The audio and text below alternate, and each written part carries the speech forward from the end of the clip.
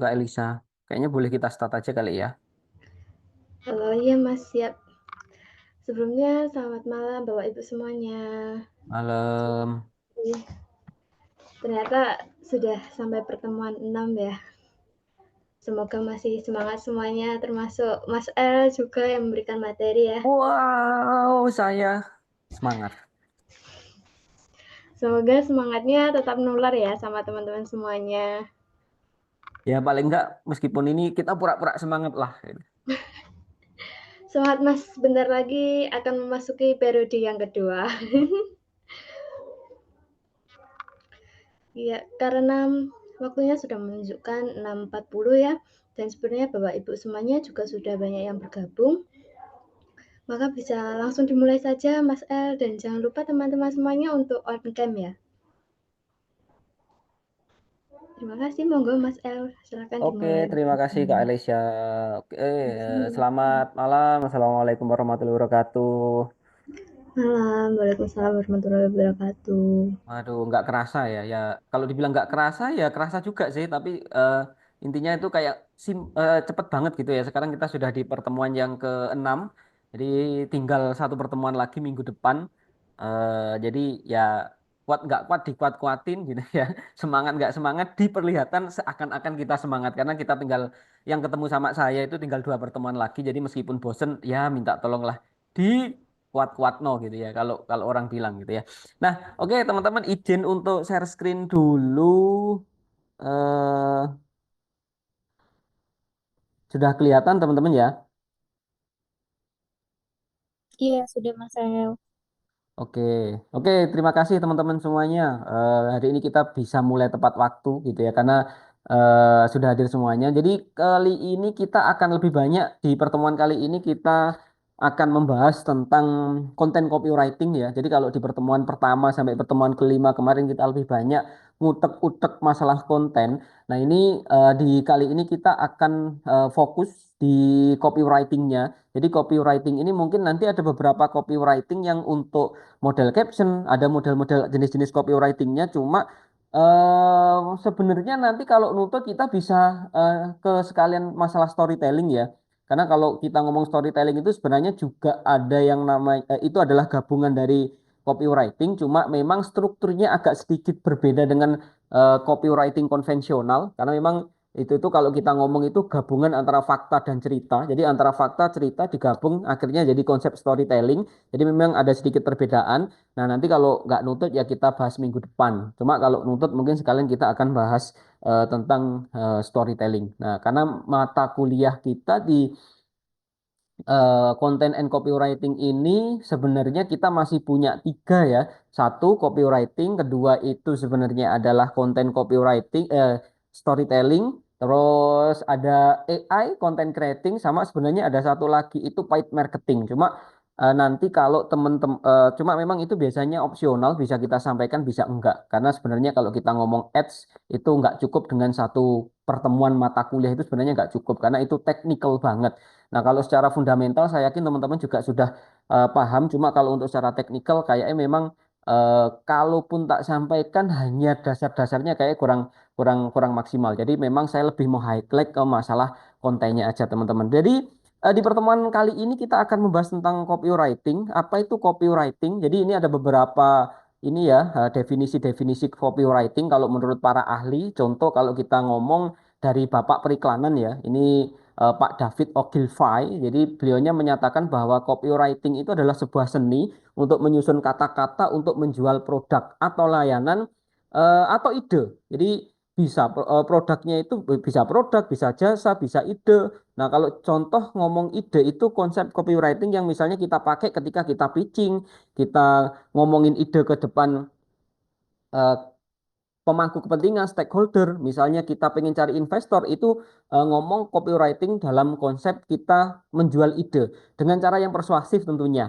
Nah, ia menekankan ini ya, Om David ini menekankan bahwa copywriting yang baik itu fokusnya itu pada manfaat bagi konsumen, bukan sekadar fitur produk. Mungkin kalau jadi kalau kita ngomong di fase-fase marketing 1.0 gitu ya. Itu mungkin kita dalam copywriting itu boleh fokusnya itu hanya produk, tapi kalau di era saat ini sudah tidak bisa lagi karena memang sudah bukan eranya lagi kita kalau jualan itu ngomongin produk, produk, produk, tapi kita juga sudah ada sadar bahwa dalam copywriting itu kita juga harus mikir bahwa produk ini memberikan manfaat apa sih pada konsumen. Jadi kalau sekarang itu dibilang itu lebih ke konsumen atau audiens sentris, bukan produk sentris untuk tren copywritingnya. Nah, ada juga ada definisi copywriting juga menurut Seth Godin. Seth Godin ini mungkin teman-teman juga sudah tahu semuanya. Apalagi untuk teman-teman yang suka baca buku-buku marketing ya. Jadi ini salah satu pakar marketing modern juga. Banyak buku-bukunya yang keren banget. Kayak This is Marketing. Ada juga yang keren banget itu kayak Purple Co. Itu kan salah satu buku yang bestseller juga kalau di bidang ilmu marketing. Jadi ada satu kesamaan antara ini ya David Ogilvy sama Seth Godin itu di sini ada tetap kata-kata seni. Jadi kalau Om David ini bilang copywriting adalah seni menyusun, kalau di sini Seth Godin juga bilang copywriting adalah seni bercerita. Jadi memang kalau kita ngomong konsep copywriting ini kita nggak hanya sekedar menulis, tapi memang di situ tuh ada seninya. Kayak ada artnya. Gimana sih caranya kita membuat tulisan yang di situ itu bisa mengubah persepsi atau perilaku audiens. Tapi sama-sama juga di sini ada seninya, di sini juga ada mengubah persepsi dan perilaku audiens. Jadi memang kalau di copywriting era modern ini memang kita lebih ke lihat sudut pandangnya itu adalah kebutuhan audiens, persepsi audiens, perilaku audiens, teman-teman. Dan kalau kita lihat ada satu lagi, ini ada salah satu pakar konten marketing modern, ada Anne Handley. Nah, di mana beliaunya menyampaikan bahwa copywriting ini masih sama, ada seninya gitu ya. Jadi beliaunya mendefinisikan copywriting adalah seni komunikasi yang berpusat pada audiens. Jadi pusat atau sentrisnya kita itu adalah audiens. Tujuannya apa? Tujuannya adalah membangun hubungan, membangun kepercayaan, dan membangun nilai melalui kata-kata yang otentik, relevan, dan manusiawi. Jadi ia juga menambahkan bahwa copywriting modern itu tidak hanya sekedar jualan, tapi juga memberikan solusi, edukasi, inspirasi sesuai dengan kebutuhan dan keinginan audiens. Jadi itu sedikit gambaran kalau kita lihat copywriting dari berbagai macam sudut pandang dari para ahli. Memang dari beberapa para ahli ini kalau secara definitif itu agak sedikit berbeda-beda, tapi secara garis besar kalau kita tarik kesimpulan sama. Jadi adalah seni komunikasi, seni bercerita, seni menyampaikan fakta, dan sama-sama dilihat dari istilahnya itu consumer atau audience sentris. Jadi kita lihat dari kebutuhan audiens. Jadi itu teman-teman. Tapi di sini saya nggak akan bahas lagi masalah riset audiens dan lain sebagainya, karena untuk masalah riset audiens kemarin sudah kita bahas di konten di ini ya, di mata kuliah kemarin tentang konten sudah kita bahas tentang gimana sih caranya riset target audience. Tapi intinya kalau teman-teman itu pengen bikin copywriting yang powerful, copywriting yang oke, itu memang salah satu yang harus dilihat itu adalah audience sentris. Nah, itu sedikit definisi tentang copywriting. Nah, kalau untuk perkembangannya, ini mungkin saya bahas secara singkat aja ya. Intinya copywriting ini sudah ada sejak zaman dulu. Kalau kita lihat dari zaman sebelum Masehi pun sudah ada. Contoh ini ya, ada sebuah pendapat, ada beberapa sumber yang menyatakan bahwa untuk copywriting ini sudah ada sejak zaman sebelum Masehi ya, 3000 sebelum Masehi. Jadi di situ ada ditemukan kayak semacam bukti sejarah otentik kayak poster iklan buronan. Jadi memang sudah ada sejak zaman dulu. Tapi ini nggak akan saya bahas secara detail, nanti teman-teman boleh baca sendiri untuk masalah sejarah dan perkembangannya. Nah, kalau di zaman Babilonia, copywriting itu dipakai oleh ini ya, kayak orang-orang sekelompok guru untuk mempromosikan buku-buku tentang doa. Jadi di zaman Babilonia pun sudah ada yang namanya copywriting. Tapi memang kalau kita bilang copywritingnya adalah copywriting yang belum terstruktur. Bahkan belum bisa kita bilang itu adalah konsep copywriting, tapi sebenarnya itu adalah copywriting. Nah, karena kalau kita lihat secara di zaman era modern, copywriting itu baru ada di sekitar 1837 sampai 1900-an. Nah, itu ada yang namanya John Emory Powers. Jadi di zaman modern ini adalah bapak copywriting. Kalau kita bilang father of copywriting, jadi kayak orang pertama yang menemukan konsep copywriting. Jadi ini adalah John Emory Powers ini adalah orang yang berasal orang Amerika. Nah, di mana beliaunya itu adalah kopakar copywriter periklanan yang paling berpengaruh pada pada periode itu, teman-teman ya. Di mana kalau kita bilang orang ini tuh punya konsep-konsep penulisan yang luar biasa. Nah, jadi dia ini adalah salah satu pencetus konsep copywriting yang sudah pakai metode-metode kayak gini. Jadi ini ada beberapa tulisannya ketika dia itu menangani produk-produk dari kliennya ya. Jadi dia sudah mengenal istilah headline, sudah mengenal istilah bridging sama closingnya. Kalau closing itu dibilang kalau sekarang itu pakai konsep call to action. Jadi ini adalah cikal bakal konsep copywriting modern. Nah, ini ya. Jadi ada beberapa tulisan-tulisannya John Emory Power ini yang sudah pakai konsep copywriting modern. Cuma memang dalam perkembangannya kalau kita ngomongin copywriting itu ya pasti berkembang terus. Contoh, ini konsepnya dulu kan masih media cetak, masih koran. Kayak gini tuh ya powerful banget, oke banget di zaman itu. Cuma berkembang setelah itu, kalau kita ngomong perkembangan konten kemarin, kan ada fase yang setelah cetak itu ditemukan media-media elektronik kayak radio. Jadi di abad ke-20 itu sudah muncul iklan radio. Itu sudah mulai beda lagi konsep copywritingnya. Tapi nanti teman-teman silahkan baca sendiri aja. Nah, kalau di era digital sudah muncul internet, itu sudah beda lagi. Contoh kalau kita ngomong era cetak, ya orang itu masih mau stand cukup lama untuk bacain koran, untuk bacain artikel. Di era radio, karena hiburan, informasi, itu masih kayak satu arah. Jadi orang ngedengerin radio itu yo suka banget gitu loh. Nah, cuma kalau sekarang di era keterbukaan informasi kita sudah nggak bisa kayak gitu lagi. Jadi copywriting di era digital itu mulai dari kemunculan internet dan teknologi itu kayak memberikan perubahan-perubahan yang sangat signifikan terhadap kebiasaan konsumen dan cara pembelian. Sehingga kalau kita ngomong copywriting ini tidak hanya sekedar menulis teks iklan, tapi dia juga harus istilahnya itu juga harus lebih fleksibel dalam memberikan pendekatan yang berbeda pada setiap salurannya. Makanya nanti di sini kita akan membahas jenis-jenis copywriting. Contoh kalau kita ngomong untuk ads beda, untuk landing page beda, untuk caption beda. Misalnya teman-teman untuk copywritingnya untuk email marketing juga beda. Jadi di masing-masing platform itu jenis-jenis copywritingnya itu beda-beda teman-teman. Tapi saya yakin semuanya bisa ya, gitu ya. Jadi eh, pasti nanti untuk dari masing-masing itu beda-beda semuanya teman-teman, gitu. Nah, kalau kita ngomong copywriting ini, itu tuh kayak bukan sesuatu yang sulit dipelajari. Makanya copywriting ini saya kira satu pertemuan itu sudah sangat cukup. Kenapa kok saya ngomong copywriting ini bukan sesuatu yang sulit dipelajari? Memang secara teori atau secara metode, copywriting itu banyak banget metodenya. Jadi ada puluhan, ada lebih dari 10 metode. Kalau teman-teman cek di Google gitu ya, berikan saya metode-metode dalam copywriting. Pasti nanti teman-teman akan nemu kayak konsep ada yang namanya AIDA, ada yang namanya PAS, ada yang namanya BAB, ada yang namanya eh ini ya kayak ada yang namanya 4P gitu ya. Ada yang namanya 4C. Jadi banyak banget metode-metode copywriting. Cuma karena saya rasa itu nggak terlalu sulit untuk dipelajari. Karena apa? Karena secara alamiah teman-teman itu pasti sudah punya bakat yang namanya copywriting. Karena secara alami ketika kita lahir di dunia itu kita sudah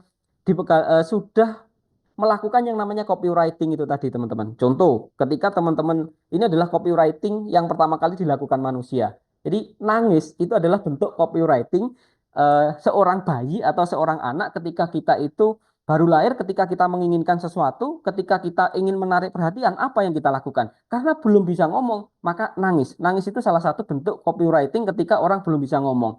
Ketika kita agak menginjak sedikit lebih kecil, lebih besar, kita sudah bisa ngomong, meminta sesuatu dan lain sebagainya itu juga bentuk copywriting. Ketika SD, SMP, kita menginjak SD, SMP, ketika kita itu misalnya masuk ke toko, terus melihat mainan, pengen beli, pasti kita juga melakukan copywriting ke bapak atau ibu kita supaya gimana caranya mereka itu mau membelikan mainan untuk kita. Jadi kalau saya ngomong sebenarnya copywriting ini bukan sesuatu yang sulit untuk dipelajari oleh teman-teman. Karena secara alamiah kita semuanya sudah punya bakat copywriting. Jadi secara alami dari kita kecil kita itu sudah melakukan copywriting, cuma memang mungkin kita belum tahu, oh ternyata ini adalah copywriting.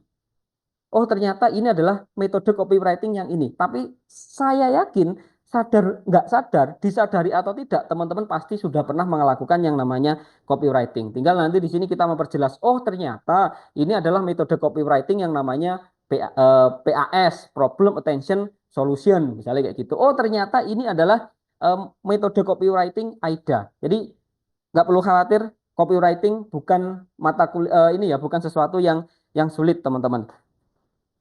Nah, kalau kita lihat dari tujuannya, tujuan adanya copywriting, jadi ini adalah salah satu tujuan atau fungsi copywriting, di mana copywriting ini sebenarnya adalah menjadi jembatan antara penjual atau pengiklan dengan pembeli, di mana pembeli atau konsumen melalui media seperti tulisan, audio, gambar, video, atau jenis konten lainnya, dengan tujuan untuk mengirimkan pesan kepada calon konsumen. Nah, kenapa mereka membutuhkan produk kita? Dengan cerita atau kata-kata yang kuat agar merangsang emosi. Jadi kayak nggak cuma sekedar nulis, tapi di situ kita juga memberikan rangsangan-rangsangan supaya tercipta hubungan antara merek kita dengan pelanggan potensial. Nah, di sini kalau kita ngomongin tujuan atau fungsi copywriting, saya punya sebuah video. Sebenarnya video ini video lama, tapi mungkin masih cukup relevan, masih cukup menarik untuk kita bahas ini ya, untuk memberikan contoh betapa pentingnya copywriting. Karena dengan kata-kata yang berbeda itu juga bisa memberikan pesan yang berbeda. Kalimat yang berbeda itu bisa memberikan pesan yang berbeda. Apalagi kalau kita ngomong fungsi, copywriting ini kan jembatan antara penjual atau pengiklan dengan pembeli. Makanya dengan pembeli. Nah, ini ada satu video yang cukup menarik.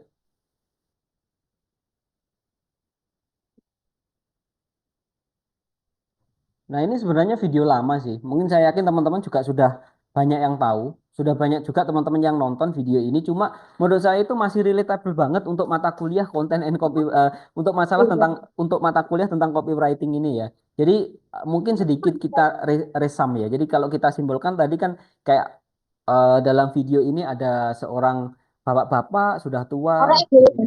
Kondisinya buta gitu. Terus dia ngemis nih, eh kayak tulisannya cuma aku butuh bantuan, aku buta, aku butuh bantuan gitu ya. Tapi ketika menggunakan kata-kata seperti itu orang cuek gitu ya, lewat ya. Ya seperti pada umumnya ada pengemis karena buta butuh bantuan gitu. Terus dari situ tuh akhirnya orang jarang yang tersentuh. Dari kata-kata itu orang ya biasa aja. Orang emosinya itu nggak kena gitu loh.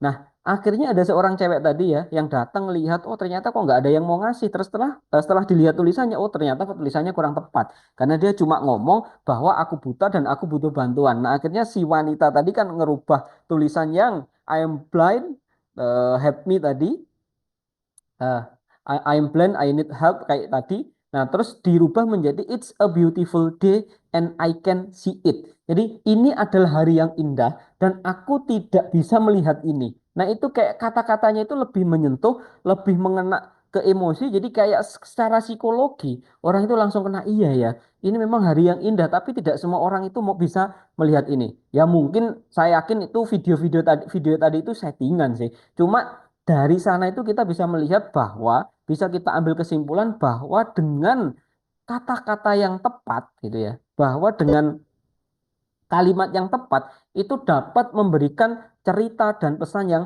berbeda. Jadi kalau kita bilang di awal bahwa copywriting itu tidak hanya sekedar menulis, tapi ada seninya. Jadi tapi ada seninya, ada tujuannya, gimana caranya kita itu bisa membuat tulisan yang menyentuh emosi atau menyentuh hatinya si calon audiens kita. Itu. Jadi bedanya di situ. Jadi kalau kita ngomong misalnya nih ya, saya kasih contoh. Mungkin teman-teman tahu produk yang satu ini. Ini kalau kita kasih gambaran bedanya copywriting dan writing itu misalnya kayak gini. Eh, saya yakin sudah tahu ya jargonnya tolak angin. Jargonnya kan orang pintar minum tolak angin. Nah, kenapa kok dibikin kayak gitu? Karena lebih menyentuh emosi orang calon customer audiensnya. Jadi lebih menyentuh audiensnya dia. Memberikan apa? Kalau teori Maslow gitu ya. Nanti kita bahas sesuai dengan teori Maslow. Nah, itu tuh secara psikologi orang itu akan merasa, wah, berarti aku harus minum tolak angin dong supaya aku termasuk orang-orang yang bisa dibilang orang yang pinter karena memilih solusi yang tepat untuk masuk anginku. Nah, itu ada kesan psikologi, ada kesan emosinya yang dimunculkan dari tagline orang pintar masuk angin. Padahal sebenarnya kalau kita bikin solusi masuk angin, itu ya minum tolak angin, itu ya nggak salah juga. Cuma tidak terlalu mengena emosinya. Karena kalau secara teori psikologi itu bisa ini ya disambungkan dengan kayak teorinya Maslow, teori hierarki kebutuhannya Maslow ya. Kayak ada fisik, terus ada kebutuhan keamanan, sampai ada kayak aktualisasi diri. Nah, tergantung kita penempatannya itu di mana. Jadi antara copywriting dan writing beda. Ada lagi nih, Gojek. Gojek kenapa kok copywritingnya atau slogannya tidak solusi transportasi segala kondisi? Tapi dia selalu ada jalan ngomongnya.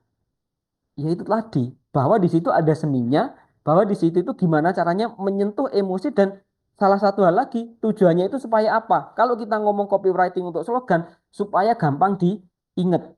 Bukan berarti solusi transportasi segala kondisi salah, tapi kalau kita ngomong akan lebih enak, orang akan lebih engage, akan lebih ingat ketika selalu ingat dengan kata-kata selalu ada jalan daripada pakai solusi transportasi segala kondisi. Terus misalnya ini kita jualan kamera, lebih enak mana dilihat bahasanya dari yang reading yang menulis biasa itu kata-katanya adalah kamera teknologi terbaru dengan sensor 43 megapiksel. Nah, menurut teman-teman kalau dibanding yang satu itu ya, yang satu itu yang copywriting itu kan kita nulisnya karena ingatan bisa hilang. Nah, saya yakin teman-teman akan lebih gampang mengingat, teman-teman akan lebih gampang ini ya akan lebih gampang ingat dengan kata-kata yang pertama, yaitu karena ingatan bisa hilang daripada kamera teknologi terbaru dengan sensor 43 megapiksel karena itu spesifikasi. Makanya kalau kita ngomong writing ya nulis spesifikasi itu writing. Tapi kalau kita ngomong copywriting harus ada seninya di situ. Nah, contoh di Institut Asia Malang. Institut Asia Malang saya sama teman-teman bikin tagline-nya kuliah asik kekinian. Bukan kampus yang kuliahnya asik dengan materi yang mengikuti perkembangan zaman.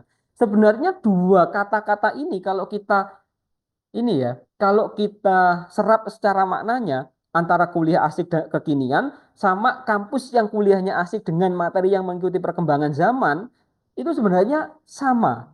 Kalau secara makna dan arti, tapi secara diucapkan, secara koneksi emosional dengan audiensnya itu sangat jauh berbeda. Jadi kayak kalau ditanya itu akan wah, contoh lah gini. Dulu slogannya Asia itu bukan ini. Jadi bukan kuliah asik kekinian. Kayak slogannya itu Go Beyond Your Limit with Institute Asia. Wah, keren ini ya. Kayak eh, panjang, keren, bahasa Inggris. Tapi ternyata kurang relatable dengan mahasiswa-mahasiswa kita. Contoh ketika ada acara ditanya gitu ya, suruh ngucapin slogan. Gobian Yuli, nah itu, oh, kayak gitu. Jadi nggak apal-apal mereka. Jadi kesan emosionalnya juga nggak dapat. Tapi dengan kita rubah menjadi kuliah asik kekinian, sekarang tuh gampang banget. Kalau ada acara, anak-anak mesti Asia, Institut Asia, kuliah asik kekinian. Jadi memang itu teman-teman. Intinya kalau kita ngomong copywriting, itu tidak hanya sekedar menulis, tapi copywriting itu kita menulis dengan tujuan tertentu. Jadi ada tujuan-tujuan yang pengen disampaikan di situ. Jadi secara garis besar kalau kita ngomong bedanya writing sama copywriting itu apa? Yang pertama kalau kita lihat dari tujuannya. Nah, kalau writing tujuannya itu adalah biasanya menyampaikan informasi, menceritakan sebuah cerita atau menjelaskan suatu konsep. Sedangkan kalau copywriting biasanya itu ingin tujuannya itu ingin menggerakkan pembaca untuk melakukan tindakan tertentu seperti membeli produk atau mengklik tautan. Jadi kalau writing ya wes cuma menyampaikan cerita aja, cuma menyampaikan informasi aja, sekedar itu, nggak ada tujuan lain. Yang penting orang sudah nangkep informasinya, ya sudah. Itu kalau writing. Nah, kalau copywriting ada satu tujuan yang di situ itu sebenarnya pengen mengajak pembaca, orang yang membaca tulisan tersebut untuk melakukan tindakan-tindakan tertentu. Terus yang kedua, kalau kita lihat dari gaya bahasa, biasanya kalau kita ngomong writing itu gaya bahasanya itu bebas. Jadi misalnya eh, aku suka nulis artikel, ya terserah saya gitu ya. Jadi gaya saya punya gaya tulisan sendiri, boleh mengikuti gaya saya. Jadi ada rating terserah Mas L gitu ya. Gitu. Terus kalau kita ngomong copywriting, gaya bahasa yang digunakan itu biasanya menarik, persuasif, sering menggunakan kata-kata yang kuat dan emosional.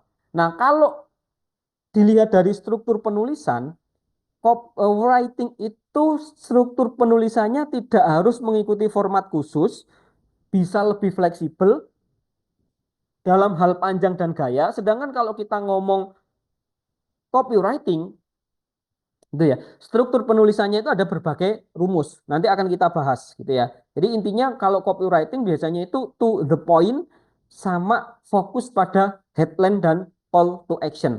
Headline itu sama dengan hook kemarin. Sebenarnya sudah kita bahas kayak hook kemarin itu kurang lebih sama. Jadi nanti kita nggak akan bahas headline lagi, nggak akan bahas hook lagi, karena kurang lebih konsepnya headline sama hook itu sama. Kalau fokusnya itu di headline sama call to action. Jadi setelah orang baca cerita, setelah orang itu ngelihatin iklan kita, tulisan kita, orang itu disuruh ngapain gitu. Terus fokus tujuannya. Nah, tujuannya itu memberikan informasi yang mendalam dan komprehensif. Jadi kayak semacam artikel, kayak semacam berita, itu kan tujuannya memberikan informasi. Nah, kalau copywriting tujuannya itu adalah untuk menarik perhatian pembaca secepat mungkin. Jadi di sini ada poin secepat mungkin untuk memotivasi mereka. Jadi secepat mungkin dan memotivasi mereka untuk segera bertindak. Nah, kalau contohnya ya, misal kalau kita ngomong writing itu contohnya adalah artikel berita, IC, terus kayak jurnal akademik sampai blog pribadi itu ada sekedar writing. Nah, kalau copywriting itu ya kayak semacam email marketing, postingan sosial media, intinya adalah tulisan-tulisan yang bersifat promosi. Nah, ini kita masuk ke masalah psikologi dalam copywriting. Seperti yang saya sampaikan di awal bahwa copywriting ini tidak sekedar menulis tapi menulis dengan tujuan. Contoh kalau dari segi psikologi itu ada tiga tahapan kita dalam mengemas copywriting. Yang pertama itu adalah tahapan menyentuh emosi mereka. Kenapa kok di tahapan yang pertama ini harus menyentuh emosi? Karena untuk menciptakan koneksi. Hampir sama konsepnya ketika kita ngiklan, eh, ketika kita bikin konten, tahapan yang pertama itu kan kita pengen menciptakan brand awareness. Nah, ini kalau di konsep copywriting itu adalah konsep menyentuh emosi supaya orang itu engage, supaya orang itu mau berkoneksi atau memiliki koneksi dengan kita. Nah, di tahapan yang kedua, baru kita itu menawarkan solusi. Nah, menawarkan solusi ini untuk apa? Untuk menciptakan keinginan dan yang tahap ketiga adalah membangun urgensi untuk menciptakan aksi. Jadi ini adalah tiga hal yang perlu diperhatikan ketika kita ngomong psikologi dalam copywriting. Yang pertama adalah menyentuh emosi, yang kedua adalah menawarkan solusi, dan yang ketiga adalah membangun urgensi. Tujuannya apa? Itu tadi ya teman-teman ya. Kalau emosinya sudah kena, orang akan lebih engage. Kalau kita menawarkan solusi, akhirnya ketika, oh ternyata solusinya ini loh gitu. Akhirnya orang kan pengen. Terus yang ketiga adalah menciptakan aksi. Contoh misalnya dalam konteks iklan di Asia gitu ya. Yang pertama kita lakukan adalah menciptakan emosional. Contoh misalnya banyak sekarang itu anak-anak itu yang galau pengen cari tempat kuliah yang asik lah. Jadi banyak mindset orang-orang itu yang takut kuliah gara-gara apa? Gara-gara itu takut kuliah itu tempatnya monoton, tempatnya sing ndak enak, kuliah itu kaku, dosennya kaku-kaku, dosennya ndak enak. Makanya copywriting yang pertama kita lakukan adalah membangun citra atau membangun menyentuh emosionalnya si calon mahasiswa bahwa ada loh kampus yang kuliahnya nggak kayak gitu. Terus kita itu juga menawarkan solusi atas keinginan tersebut. Baru setelah itu kita membangun urgensi. Membangun urgensi itu kita sistemnya sudah hard selling. Jadi misalnya ada promo-promo yang ternyata kalau nggak sekarang daftarnya itu nggak asik loh. Kalau nggak daftar sekarang itu nanti kamu nggak kebagian kuota loh. Jadi itu contoh dari kalau kita lihat dari psikologi itu ada tiga hal ini yang perlu kita perhatikan. Nah, selain itu bisa kita lihat juga teman-teman ya, kalau dari sisi psikologi itu kita boleh ngambil copywriting itu pakai teorinya Maslow. Jadi kalau kita ngomong teorinya Maslow ini kan ada ini ya, ada 5 tingkatan, mulai dari fisiologis, terus ada kayak keamanan, terus yang cinta kayak social belonging itu ya, kayak cinta, perasaan pengen memiliki, terus ada juga yang kayak aktualisasi diri, ada ini ya harga diri, aktualisasi diri kayak gitu. Jadi ini adalah kalau kita relatekan dengan teori hierarkinya Maslow itu bisa banget. Jadi secara psikologi copywriting itu bisa kita ambil teorinya itu kita ini ya kita relatekan dengan teorinya Maslow ini. Contoh, kenapa kok teori Maslow ini cocok banget untuk membuat strategi copywriting? Yang pertama ya memanfaatkan motivasi manusia teman-teman. Karena setiap keputusan pembelian itu pasti didasari oleh kebutuhan. Entah itu dari fisik atau kebutuhan yang paling dasar ya. Kebutuhan paling dasar itu kan fisik hingga kebutuhan paling tinggi, aktualisasi diri. Jadi yang kedua adalah membangun koneksi emosional tadi. Kenapa kok ini cocok pakai teorinya Maslow ini? Karena audiens itu tidak membeli produk, tapi sebenarnya yang dibeli itu apa sih? Solusi atas kebutuhan mereka. Jadi produk itu kayak cuma perantara. Sebenarnya yang dibutuhkan itu adalah solusi atas kebutuhan mereka. Jadi kayak misalnya saya butuh mendengarkan musik yang enak di setiap saat. Nah, yang saya butuh solusinya apa? Solusinya ya ini. Tapi sebenarnya yang saya beli itu kan bukan ininya, bukan sound systemnya ini. Tapi yang saya beli itu adalah fungsi atau solusi yang diberikan oleh sound system ini. Jadi itu membangun koneksi emosionalnya di situ.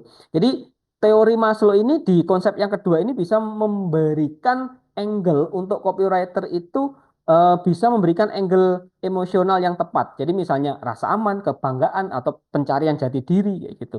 Terus dengan piramida Maslow ini itu bisa kita gunakan untuk memandu penyusunan pesan. Apakah ingin menarik perhatian dasar, menginspirasi. Nah, terus kalau kita lihat teori Maslow ini juga relevan dengan segala produk, mulai dari makanan. Terus kalau kita ngomong aktualisasi dan tentunya itu juga bisa meningkatkan konversi ya. Jadi kopi yang menargetkan kebutuhan spesifik. Jadi misalnya contoh ini, kalau kita breakdown lagi, misalnya ini ya. Kalau kita contoh kayak si Nike. Nike itu pernah bikin copywriting atau pernah bikin iklan. Dia tulisannya cuma kayak find you greatness. Karena apa? Karena sebenarnya dia itu tidak jualan sepatu atau pakaian olahraga, tapi mereka jualan impian mereka menjadi menjual ini ya, impian orang karena ingin menjadi lebih hebat. Jadi di sini tuh kampanyenya atau copywritingnya itu pengen mengajak audiens untuk mengaktualisasi diri, mengaktualisasi potensi diri. Jadi kayak pesan psikologisnya di situ itu kamu mampu menjadi lebih baik dari dirimu hari ini. Nah, terus ini kalau kita ngomong, sorry, Apple. Apple tuh juga kayak copywritingnya simple-simple gitu ya. All you need gitu ya. To change the world. Jadi kayak di sini Apple juga tidak hanya menawarkan laptop, tapi mereka menjual gagasan bahwa kamu bisa menciptakan perubahan besar dengan alat yang tepat. Pesan psikologisnya apa? Memberikan fasilitas untuk mencapai misi pribadi dan aktualisasi. Jadi sebenarnya kalau kita lihat dari teorinya Maslow ini tuh kita nanti bisa membuat copywriting itu yang sesuai banget dengan kebutuhan audiens kita. Contoh kalau kita ngomong kebutuhan fisiologis. Nah, berarti apa? Fokusnya itu adalah kebutuhan-kebutuhan fisik, tujuannya adalah untuk bertahan hidup atau kenyamanan fisik. Strategi copywritingnya kayak gimana? Strategi copywritingnya kita gunakan untuk di kebutuhan fisiologis ini biasanya lebih menggunakan bahasa-bahasa yang menciptakan atau memicu urgensi untuk kebutuhan dasar. biasanya pakai kata-kata kunci yang cepat, mudah, solo instan, eh, terus kalau eh, untuk pakai kebutuhan-kebutuhan mendesak gitu ya. Kalau kamu nggak beli sekarang, besok harganya naik, misalnya kayak gitu. Terus yang kedua, kalau kita lihat kebutuhan yang pertama, kebutuhan paling dasar itu adalah kalau sesuai dengan teorinya Maslow itu adalah kebutuhan psikologis.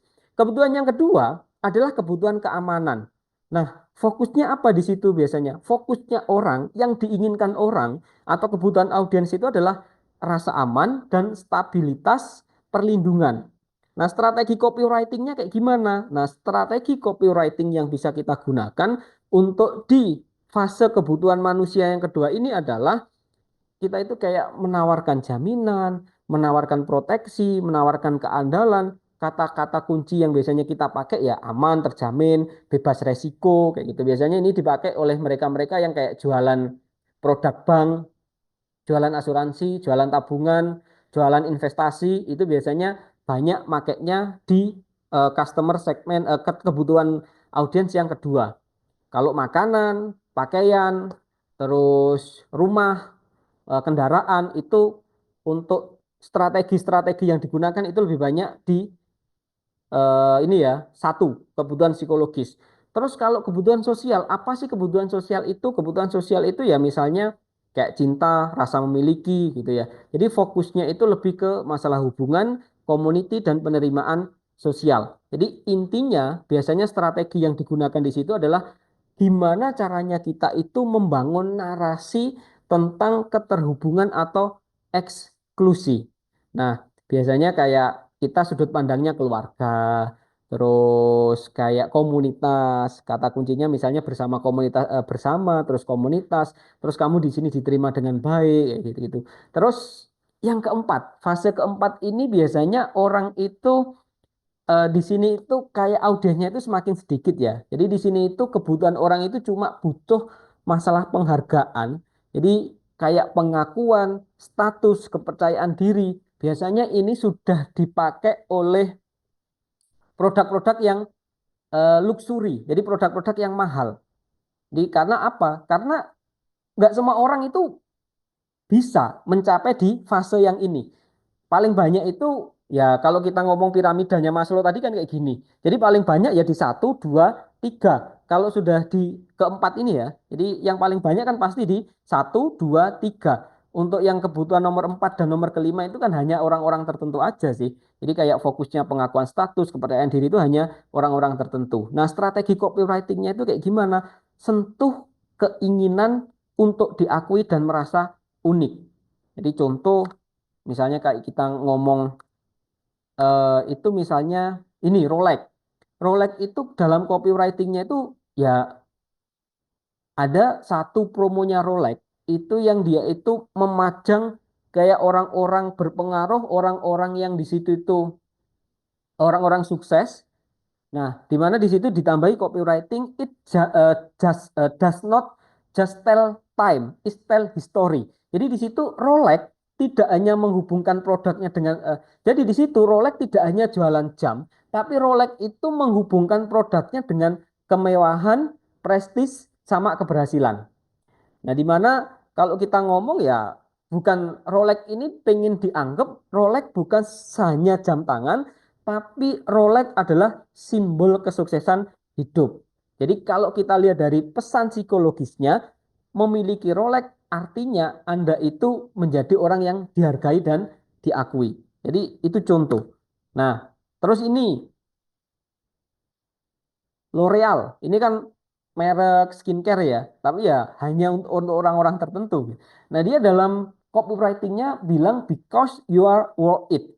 Jadi kayak orang itu didorong memiliki itu rasa harga diri. Jadi dia itu pengen memberikan pesan psikologis bahwa itu Anda layak mendapatkan perhatian dan cinta dan perawatan yang terbaik. Karena merawat diri itu adalah bentuk dari penghargaan dari diri sendiri. Jadi itu contoh copywriting kalau kita lihat dari sisi psikologisnya. Dengan memahami teori kebutuhan Maslow ini, nanti kita itu bisa merelatekan, oh produkku itu ternyata masih ada di level ini loh. Gitu.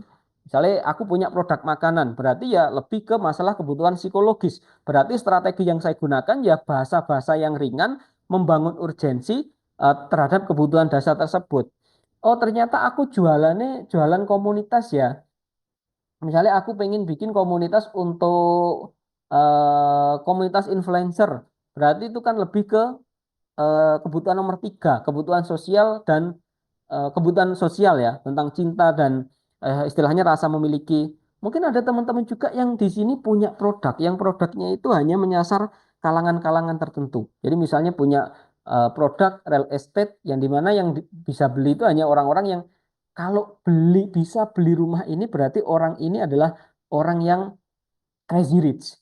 Nah, itu adalah di fase yang keempat. Jadi dengan kita memahami teori kebutuhan Maslow ini, kita bisa banget membuat copywriting yang sesuai dengan kebutuhan audiens kita. Contoh, kalau ini ada McD. McD itu pakai copywriting namanya loving it.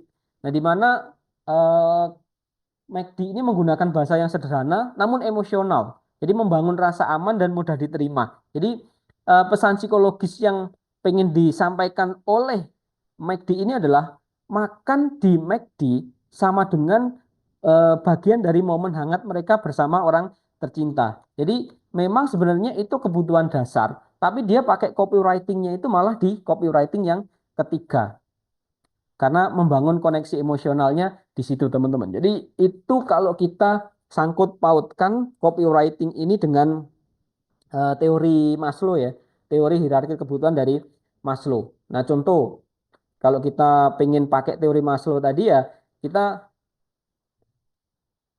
harus paham nih kebutuhan audiens kita itu di level berapa.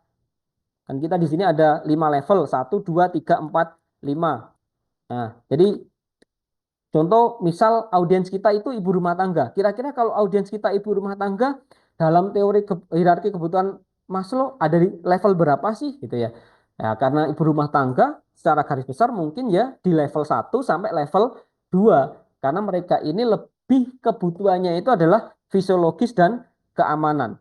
Jadi fokusnya mereka itu adalah kayak kebutuhan-kebutuhan dasar seperti makanan, kesehatan keluarga, rumah tangga, dan lain sebagainya. Jadi itu tahapan pertama yang bisa kita lakukan ketika kita ingin pakai teorinya Maslow. Jadi kita harus tahu peta audiens kita itu berdasarkan hierarki kebutuhan Maslow itu ada di level berapa.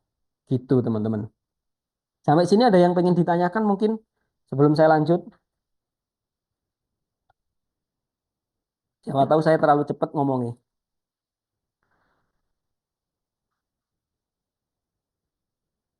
Aman ya.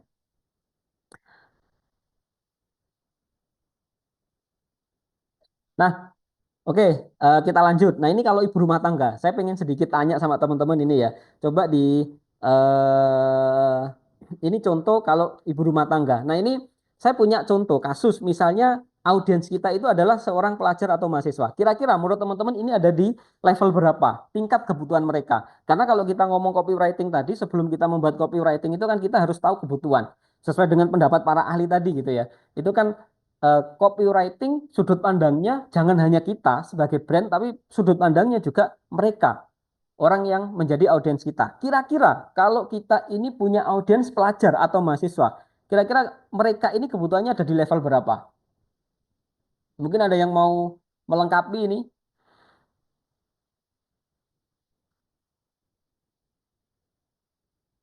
Misal kita punya audiens pelajar gitu ya.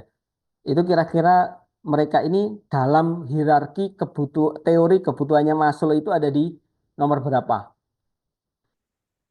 Halo, Mas El. Mas El, Em, mute Mas Mas El. El, di mute Mas, belum ada suaranya. Masih ke mute suaranya. Oke, sorry.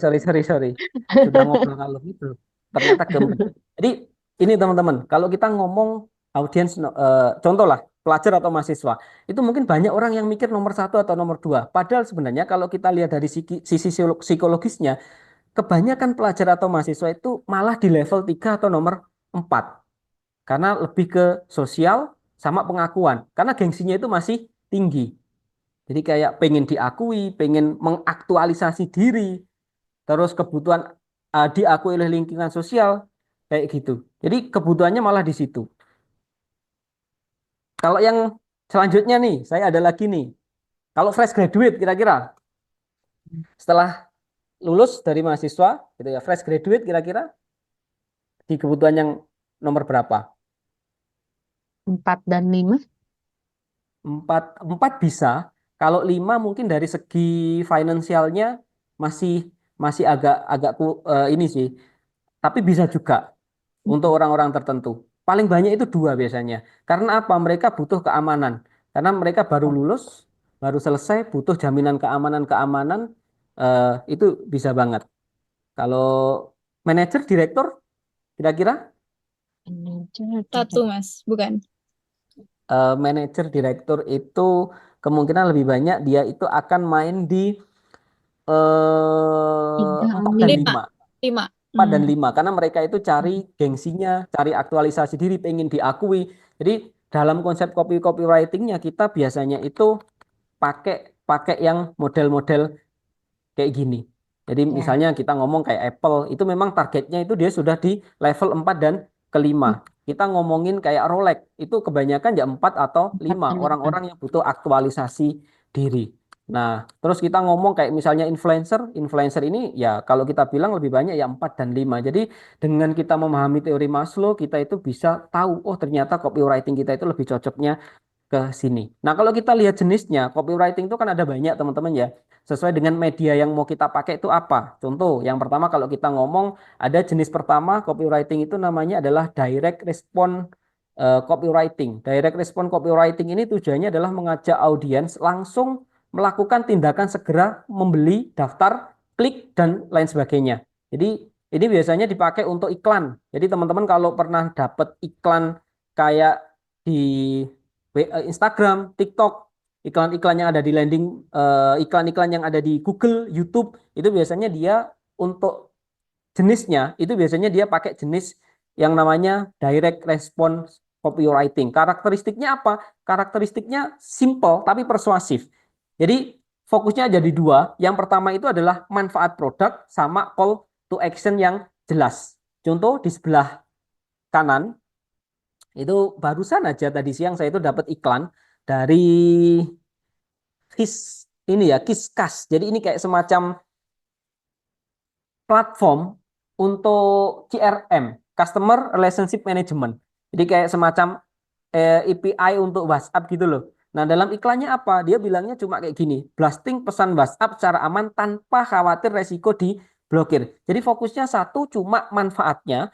Terus yang kedua, call to action-nya ngobrol di WhatsApp. Jadi ini biasanya karena iklan-iklan kayak gini itu kan rawan di skip. Jadi orang cuma konsep-konsep copywritingnya itu karakteristiknya adalah simple, persuasif. Jadi fokusnya pada manfaat produk dan di situ ditambah dengan call to action. Itu jenis copywriting yang pertama, namanya direct response copywriting. Jadi biasanya dipakai di landing page, sales letter, iklan berbayar kayak gini. Yang kedua, itu ada yang namanya SEO copywriting.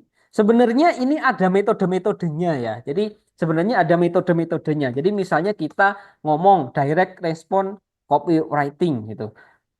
Itu tuh carane membuat, carane riset itu kayak gimana, itu ada metode-metodenya. Cuma kalau disampaikan semua kayak nggak cukup. Karena saya merasa materi ini aja udah terlalu panjang banget gitu loh. Jadi copywriting tok, tapi kalau tak lihat tadi slide tuh udah panjang banget, makanya agak tak cepetin aja gitu.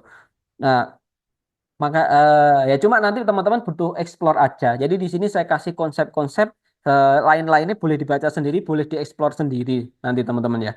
Nah, yang kedua di sini ada yang namanya SEO copywriting. SEO copywriting ini kalau kita lihat dari segi tujuannya adalah untuk membuat konten kita ya agar mudah ditemukan di Google. Jadi biasanya tipikal-tipikal kontennya itu adalah artikel, blog website dan blog website atau website produk page. Karakteristiknya apa? Karakteristiknya itu biasanya kita akan melakukan riset kunci. Tapi di situ tuh tetap harus enak dibaca untuk manusia gitu ya.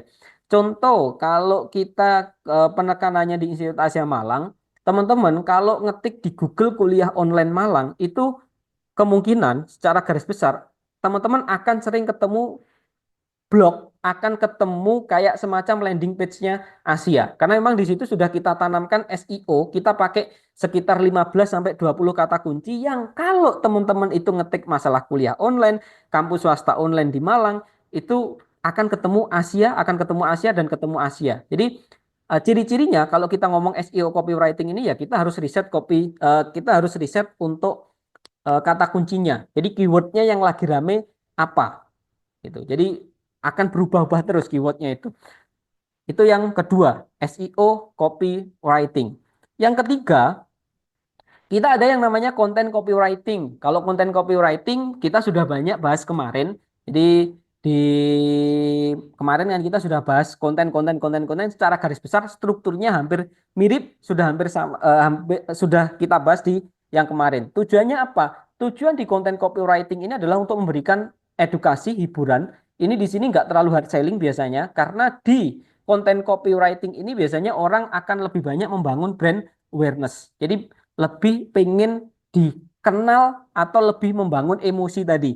Nah, biasanya ini adalah postingan media sosial. Karakteristiknya apa? Soft selling, biasanya lucu, memberikan engage, eh, terus menarik perhatian. Kayak ini loh, sebelah kanan itu kan ada kayak postingan-postingan Tokopedia itu kan ringan-ringan banget gitu ya, kayak tulisannya kayak headline-nya dia ngomong kayak artefak langka, dua pria ini saling cetak muka di sini. Jadi sesimpel-simpel itu gitu ya. Mereka itu biasanya pakai kata-kata yang lucu-lucu. Itu biasanya konten copywriting itu seperti itu. Nah, ada lagi brand copywriting. Brand copywriting ini biasanya digunakan untuk apa? Biasanya digunakan untuk tagline, slogan, atau about us. Nah, biasanya ini tujuannya adalah membangun identitas merek. Jadi copywritingnya itu sama terus, tapi untuk menemukan copywriting ini butuh waktu yang cukup lama.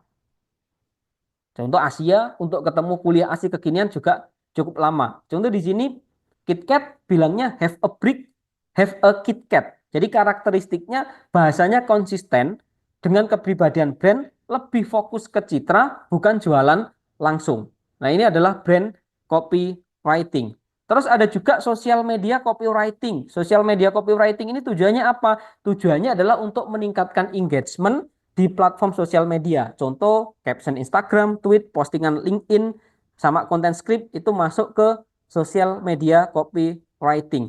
Nah, biasanya ini karakteristiknya kalimatnya pendek, catchy, sama kadang pakai humor atau bahasa yang santai.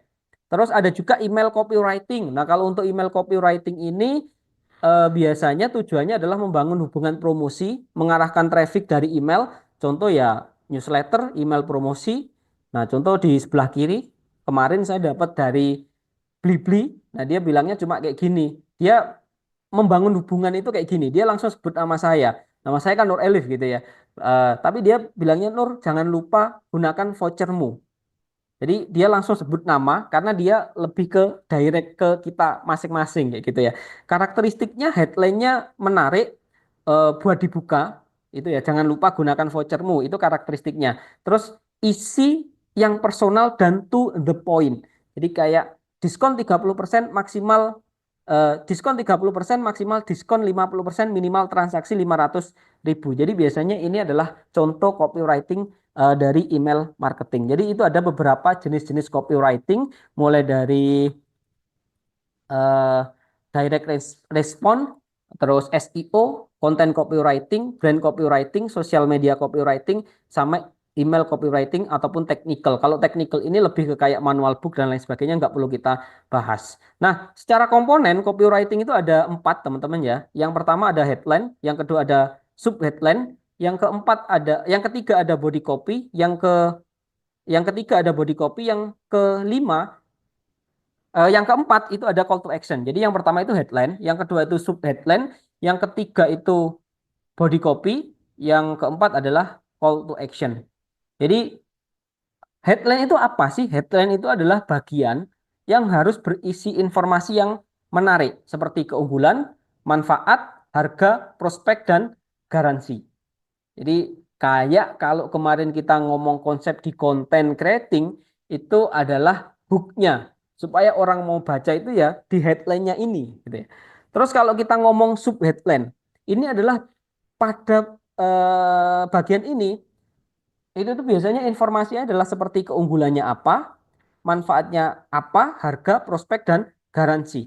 Kalau body copy itu kayak gimana? Body copy itu sifatnya biasanya lebih deskriptif, artinya menjelaskan poin ini ya, lebih deskriptif yang artinya itu lebih banyak menjelaskan poin-poin yang ada di headline ataupun sub headline. Nah, kalau call to action itu adalah instruksi yang digunakan untuk melakukan keinginan sesuatu. Contoh, nih ya, kemarin saya barusan bikin kayak semacam eh, flyer promosi untuk program RPL. RPL itu adalah program rekognisi pembelajaran lampau. Jadi kayak teman-teman yang sudah pernah kuliah S1 tapi belum selesai pengen lanjut itu boleh banget. Atau untuk teman-teman yang kayak sudah kerja, punya pengalaman kerja cukup lama terus pengen lanjut S1 tanpa harus dari awal. Jadi kayak dapat potongan masa kuliah itu bisa pakai program RPL ini.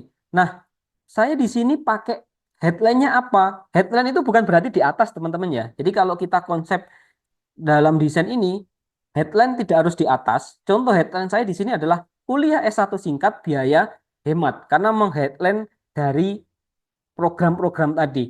Terus subheadline-nya apa? Program RPL Alumni Awareness.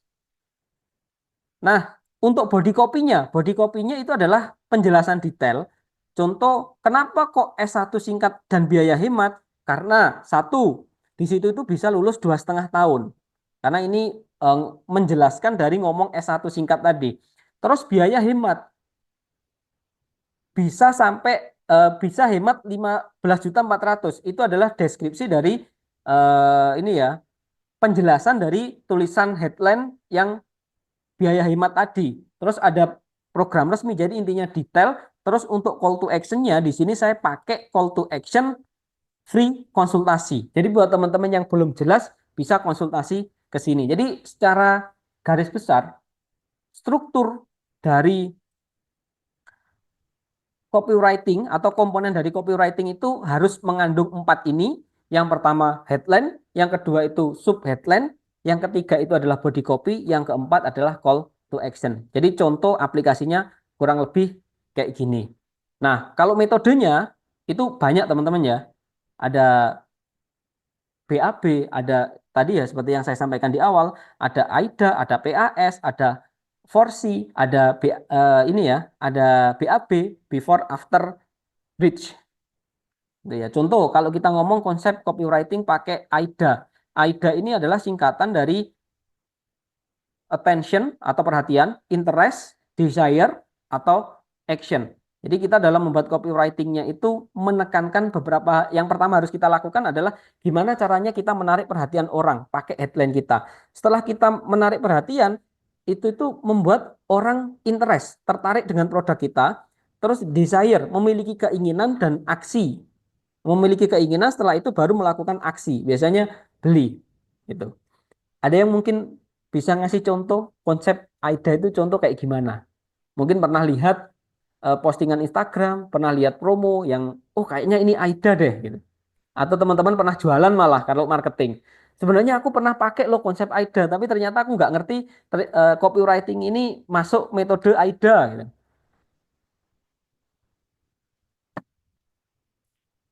Ada yang marketing mungkin di sini, terus pernah pakai ini gitu ya, tapi nggak nyadar gitu.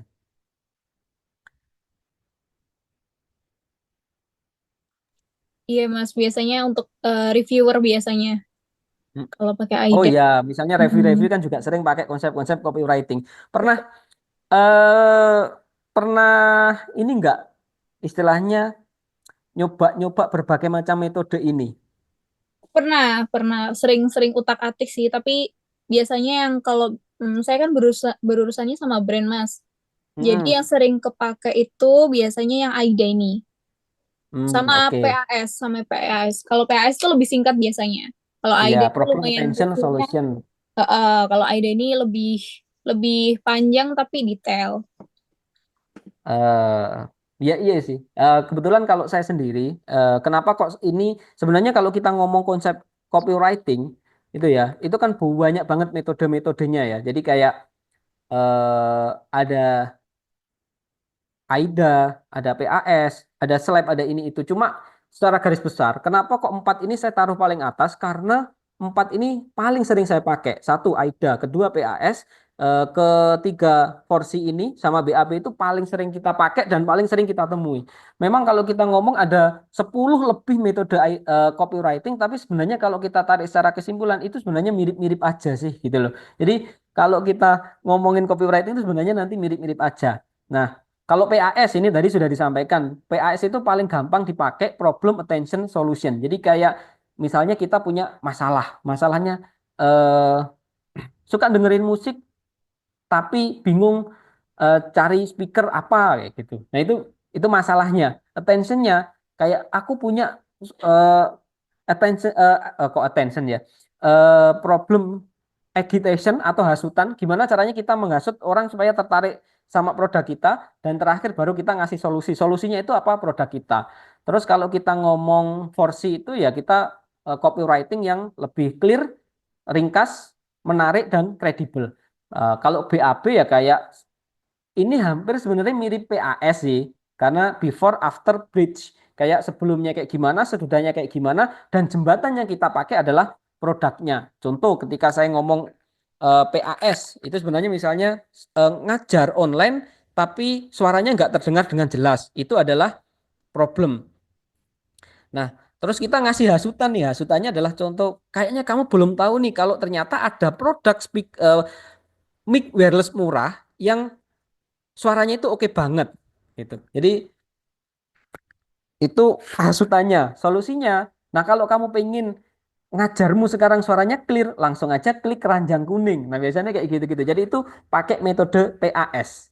Nah, kalau kita ngomong BAB, before, after, bridge, itu juga mirip-mirip aja sebenarnya. Kayak sebelum, ini adalah suara saya sebelum menggunakan mic wireless ini gitu ya. Dan ini adalah setelah menggunakan mic wireless ini. Jadi buat kamu-kamu yang pengen suaranya clear kayak tadi, itu solusinya adalah ini loh, pakai mic wireless yang satu ini. Jadi itu contoh beberapa macam metode-metode dalam copywriting yang sebenarnya itu banyak banget tapi mirip-mirip. Nah, kalau konsep visual, jadi kalau tadi kan saya ngomong copywriting dalam konsep yang ketika saya tuangkan dalam konten script ya. Tapi kalau dalam konsep promo visual, ini contoh, ini AIDA. Ini kalau kita ngomong AIDA, attention-nya di mana? Nah, ini waktu kemarin ya, Lebaran kemarin ya. Jadi promonya Tokopedia waktu Lebaran kemarin, attention-nya di mana? Nah, attention-nya untuk menarik perhatian orang di situ kita pakai ini, THR-ku tak habis di ongkir. Karena biasanya salah satu masalah terbesar orang ketika pengen berbelanja online adalah ongkirnya mahal. Makanya kita di situ makanya di situ Tokopedia menarik perhatian orang yang habis THR-an pakai ini, THR-ku tak habis di ongkir. Terus interestnya di mana? Supaya orang itu mau beli gitu ya. Itu di situ langsung ngomong gratis ongkir sepuasnya tanpa minimum transaksi. Itu membuat orang interest. Terus desire-nya di mana? Desire-nya supaya orang itu lebih ini ya, lebih kayak emosionalnya kena lagi. Nah, itu di situ ada tulisan kode promo ongkir puas.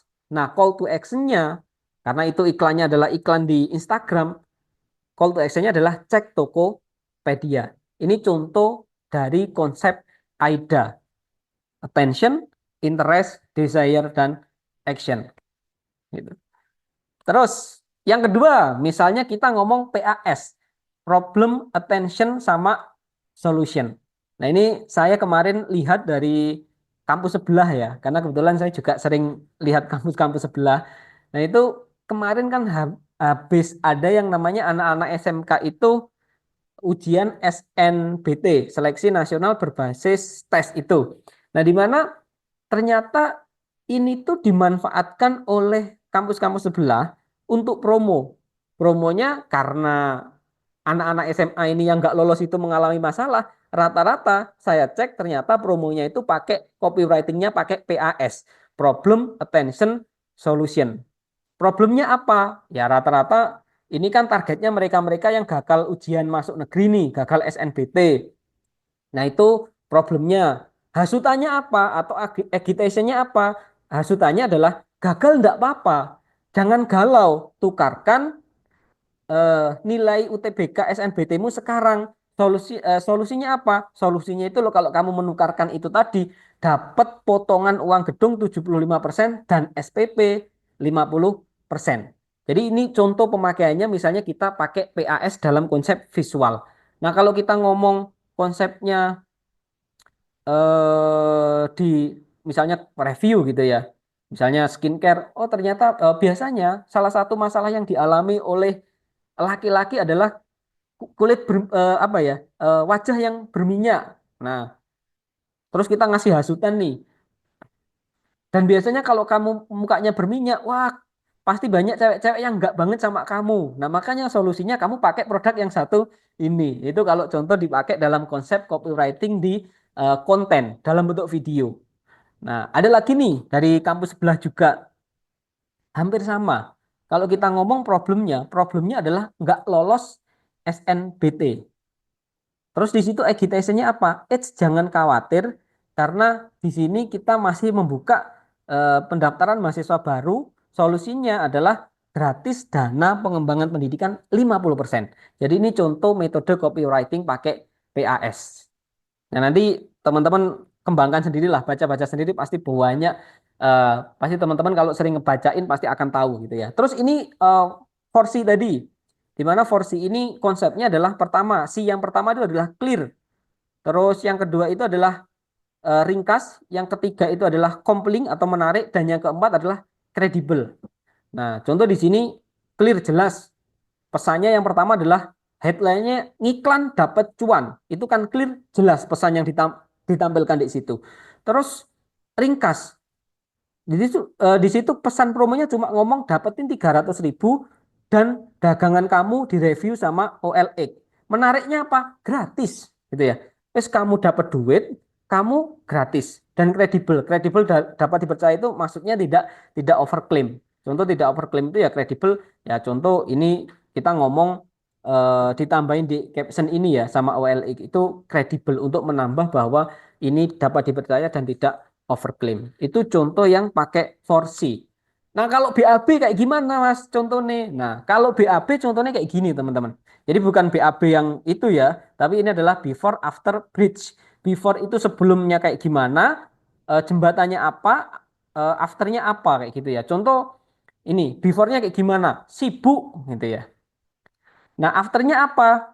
Afternya ini kayak gambaran orang makan ini ya. Jadi terus jembatannya apa? Jembatannya itu adalah cepetan pesen GoFood.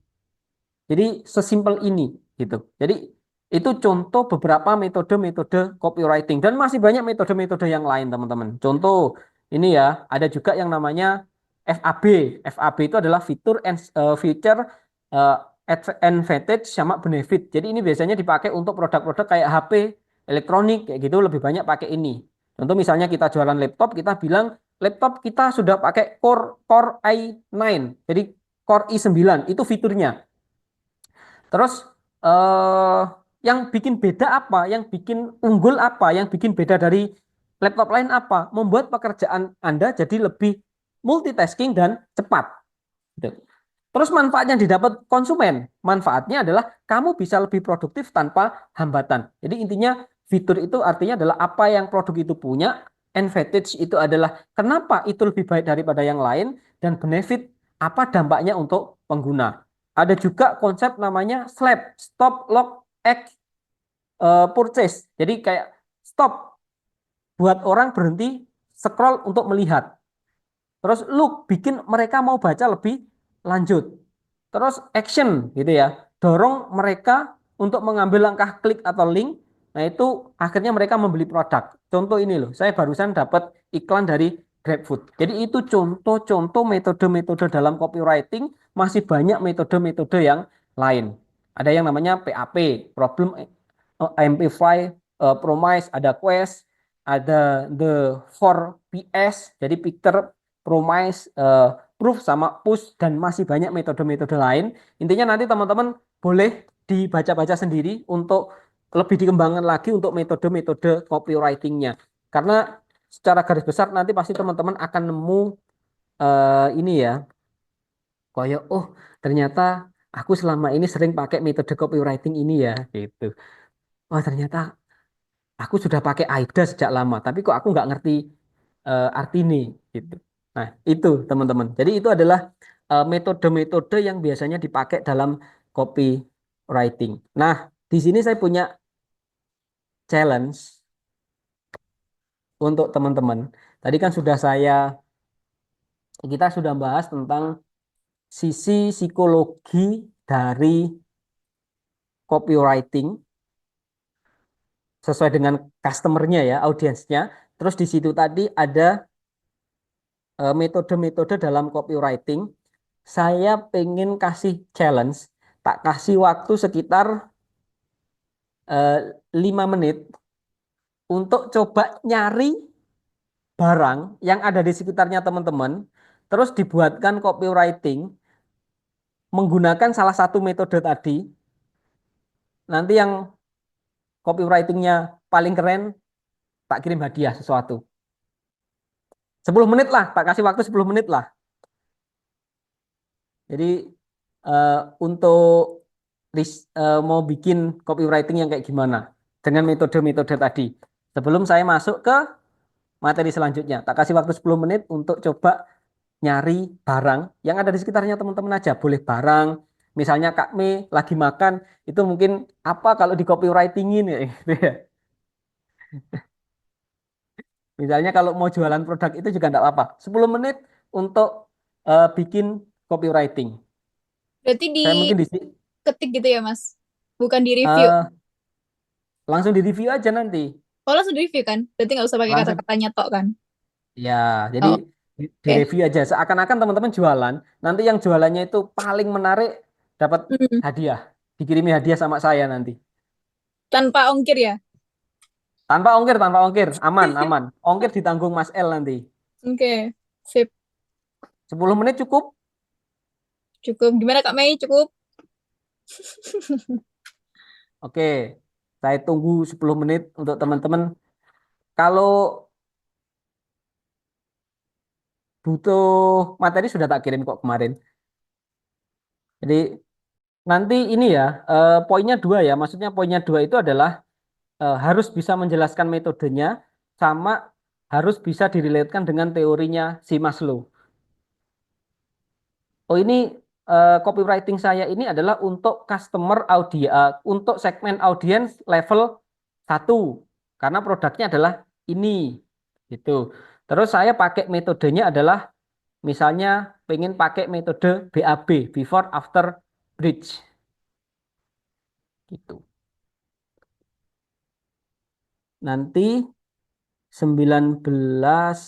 nanti 20.05 saya balik lagi. Apakah sudah teman-teman? Siapa yang ini kan banyak orang nih. Kira-kira siapa aja nih yang mau coba nih challenge-nya? Ayo Kak Mei. Cus. Cus, karena aku tadi yang makan.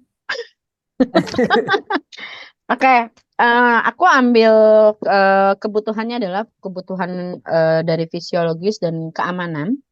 Eh, dengan metodenya adalah PAS. Problemnya adalah butuh air dingin di cuaca panas, ya. Karena di depan saya ada tumbler saya. Jadi saya pakainya Mereknya apa itu? tumbler. Mereknya Taiso. Sama. Sama, oke. Saya warna ungu yang ukuran 750 mili. Oke. Problemnya adalah butuh air dingin di cuaca panas, lalu agitation-nya adalah perlu tumbler yang bisa untuk menahan batu es lebih lama dengan bahan tumbler yang sesuai dengan food grade. Ya. Jadi solusinya adalah salah satunya adalah Taiso tumbler dengan berbagai ukuran sesuai kebutuhan dan pilihan warna yang banyak dan memiliki kualitas bahan yang aman untuk dipakai. Seperti itu Mas L contohnya. Terima Oke, kasih. oke. Ada lagi mungkin? Eh, Satu produk aja, tumbler tisu aja. Mm-mm. Hmm. Oke, ada lagi nih yang lain. Masa cuma dua? Kalau cuma dua ini kan masa cuma dua itu pilihannya nanti kan repot saya gitu. Ayo yang lain dulu. Ya, yang lain dulu. Mas El, boleh kali ya coba. Boleh Cus, Kak dong. Vera. Oke, kebetulan di samping saya ini saya punya produk dari The Body Shop. Itu ada Peppermint Intensive Cooling Foot Rescue, di Mm-mm. mana produk ini itu merupakan pelembab kaki yang membantu melembabkan dan menyegarkan kembali kaki yang lelah. Nah, untuk metodenya itu AIDA. Jadi untuk attentionnya, rasakan kesegaran luar biasa di setiap langkahmu. Kemudian interestnya itu Peppermint Foot Rescue memberikan sensasi dingin menyegarkan yang langsung menghidupkan kembali kaki lelahmu. Kemudian untuk desire-nya, yaitu menutrisi kulit kaki agar tetap lembab, halus, dan wangi sepanjang hari. Dan untuk action-nya, bebaskan kakimu sekarang, dapatkan Peppermint Foot Rescue hanya di The Body Shop terdekat. Kemudian untuk teori Maslow-nya, itu ada dari fisiologi sama kebutuhan rasa aman. Jadi untuk Berarti kebutuhan level satu dua fisiologisnya ya. itu, ya, karena perawatan kaki berkaitan dengan kenyamanan fisik dasar, menjaga kulit tetap sehat, mencegah pecah-pecah, dan rasa tidak nyaman pada kaki. Kemudian kalau teori yang nomor dua, itu karena produk ini membantu menjaga kesehatan kaki, bagian tubuh yang penting untuk mobilitas, sehingga orang merasa lebih aman dan terjaga kesehatannya. Karena ini juga merupakan perawatan diri, karena kaki yang terawat membuat orang merasa lebih percaya diri. Seperti itu, terima kasih. Oke. Oke, oke, oke. Nah, mungkin sedikit ini ya saya. Sebenarnya secara ini ya, kayak saya tuh sekarang karena sudah sangat terbiasa bikin copywriting ya. Kayak ketika melihat suatu produk itu maka secara otomatis tuh karena ketika sudah tahu teorinya gitu ya. Itu tuh akhirnya kayak secara bawah sadar saya tuh langsung kayaknya ini produk ini cocok nih kalau langsung tak bikinin copywriting kayak gini. Jadi kalau disuruh jualan itu tuh kayak sekarang bikin konten tuh saya nggak terlalu banyak mikir. Jadi kayak dikasih produk mikir 1 menit 2 menit tuh langsung nemu gitu loh untuk ide kontennya. Jadi sebenarnya copywriting ini memang ada teori-teorinya tadi, tapi sebenarnya kalau teman-teman itu pengen benar-benar bisa, pengen benar-benar kayak semacam expert di bidang itu, kayaknya memang harus sering-sering baca, harus sering-sering ngelakuin, harus sering-sering dicoba. Kayaknya kita tahu teorinya ini, teorinya itu, tapi kalau nggak sering make, nggak sering nyoba, itu juga kayak akhirnya secara naluriahnya kita itu nggak akan terlatih gitu ya. Gitu. Oke, lanjut. Siapa lagi nih? Mungkin ada yang lain lagi sebelum Kak Mel. Mungkin yang cowok Boleh suara coba. Mas, boleh, boleh. mohon maaf ya Mas El, kameranya nggak bisa soalnya error. Oke. Mas El, aku coba dulu ya. Kalau ada yang salah-salah, mohon maaf ya Mas El ya. Kita di sini nggak ada yang salah kok gitu. Kita kan sharing-sharing aja gitu. Eh, ini Baik, iya Mas El. silahkan. Teori membangun koneksi emosional teorinya. Kalau untuk metodenya itu direct response copywriting yang akan diambil produknya adalah minyak telon Tresno Joyo. Subheadline-nya Buy Rewel karena kembung, atasi sekarang dalam 3 menit. Kalau headline-nya minyak telon Tresno Joyo dengan kebaikan bahan alami menghangatkan perut, redakan kembung si kecil jadi pulas. Terus kalau untuk body copy-nya, pesan hari ini dapatkan gratis pipet anti tumpah. Kalau untuk call to action-nya, miliki sekarang di marketplace kami gratis ongkir. Gitu sih Mas. Sekian, terima kasih.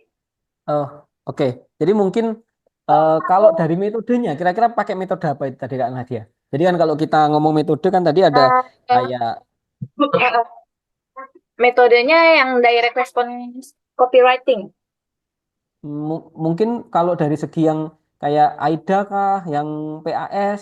Kayak mungkin lebih cocok juga pakai PAS ya, karena tadi kan ada perut kembung, terus solusinya pakai minyak telon Tresno Joyo, itu pakai PAS cocok juga. Kalau untuk levelnya mungkin ya Oh, karena itu level sebenarnya customer penggunanya itu kan anak-anak, cuma itu kalau tak bilang audiensnya adalah ibu-ibu. Jadi itu kayak di level 1 sama level 2. Jadi kayak fisik sama kebutuhan fisik sama sama keamanan. Oke, terima kasih Kak Nadia. Baik. Ada lagi Terima kasih mungkin? Mas El. Halo, oke, terima kasih. Ada lagi mungkin Yang cowok yang Pak mau Timbul. nyoba-nyoba? Itu tadi ada yang bilang, siapa Pak? Ayo Pak Oh, Timbul atau Pak Rifan yang biasanya aktif. Hmm. oke, enggak apa-apa. Mungkin lanjut Kak Mel aja kalau yang lain enggak ada. Oke. Nah, mungkin saya tadi sudah ada beberapa pandangan-pandangan dari yang ini kan. Paling enggak cuma satu dua orang kan gitu ya. Ya, oke oke. Siap. Aku mau review karena di sebelah aku baru aja pakai skincare ya sekalian aja wes. Mm-mm. Jadi ini aku mau review skincare. Sebenarnya moisturizer pakai metodenya itu PAS nanti, problem, agitation, sama solution. Teorinya tuh Mm-mm. 4 dan 5 buat percaya diri dan pertumbuhan pribadi gitu. Ini mungkin aku nggak menyebutkan ini adalah problem, ini adalah agitation atau solution, tapi mengalir Mm-mm. sesuai skrip aja ya Mas ya. Jadi Oke. biasanya uh, kalau cewek atau Kak Meishumi atau teman-teman seperti Kak Vera itu kan biasanya kita relate yang namanya PMS ya. Kadang kan Mm-mm. suka ada breakout gitu bulanan yang kadang kulitnya baik-baik aja tapi besoknya tiba-tiba muncul jerawat kecil-kecil atau kalau cowok tuh biasanya motoran ke rumah cuci muka beres tapi ya udah wajahnya cuman skincare-nya cuci muka aja udah bersyukur gitu loh. Cuman biasanya kalau ada jerawat timbul itu kadang dibiarin aja apa pakai skincare Mas El biasanya. Hmm. Ah, enggak sih aku enggak pakai skincare. Oh, gak pakai skincare. Nah, ini mungkin bisa jadi apa ya? Solusi nanti kalau misalnya pengen jadi lebih oke lagi ya kulitnya. Jadi aku tuh tahun kemarin sempat yang ngalamin breakout parah. Sebelum punya mungkin bisa dilihat kulit aku mungkin bisa oke lah sekarang gitu. Tapi sebenarnya aku mungkin mau tunjukin dikit dulu aku tuh kayak punya ada bintik-bintik di dahi gitu. Dan ini Hmm. tahun kemarin itu lumayan kalau dibilang hormonal enggak juga, tapi iya juga gitu. Jadi agak lumayan sebulanan nggak sembuh-sembuh gitu loh. Dan akhirnya ternyata uh, problemnya adalah di mana ternyata skin barrier kulit kita tuh rusak. Jadi kalau mau dimasukin apapun itu udah nggak mempan. Jadi kita harus memperbaiki jalannya dulu, istilahnya aksesnya dulu buat skincare itu masuk gitu. Nah jadi kemarin tuh sempet ketemu skincare sebenarnya produk ini tuh brand ini udah aku pakai dari lama. Cuman ada salah satu dia launching moisturizer yaitu yang namanya si Cerabus ini dari True Eve. Jadi dia tuh bentuknya lucu. Kalau misalnya moisturizer itu kan dibuka udah cepuk gitu kecil gitu ya cuman dia tuh bentuknya futuristik lumayan buat satisfying apalagi saya yang Gen Z gitu ya atau ibu-ibu mungkin pakai ini tuh kayak keren gitu jadi ini kayak gini dan ini lumayan sudah mau habis nah yang banyak notice itu sebenarnya kulit aku tuh kok bisa jadi jauh lebih oke ya dan ini memang kandungannya adalah Cerabus yang biasanya kalau di skincare tuh ceramide nah ini tuh ada levelan lebih tinggi lagi namanya Cerabus jadi makanya ini tuh kunci buat dipakai rutin setiap hari. Ini selama sebulan aku bisa mulihin skin barrier aku tuh dengan teksturnya jauh lebih baik gitu. Nah, buat teman-teman yang mungkin di sini punya waktu luang kalau pagi habis mandi, gak mau ribet deh habis cuci muka, langsung aja pakai moisturizer itu udah oke. Dan sama sunscreen sebetulnya gitu. Jadi bayangin aja kalau pagi pakai, malam pakai, dirutinin sebulan itu pasti jauh lebih oke dan bisa dilihat kulit aku jauh lebih better walaupun nanti ada hormonal yang tumbuh tapi tetap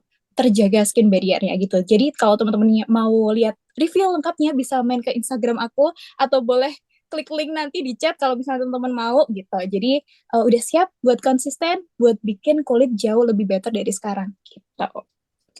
Oke, siap. Eh, kalau dibuat versi pendeknya bisa enggak?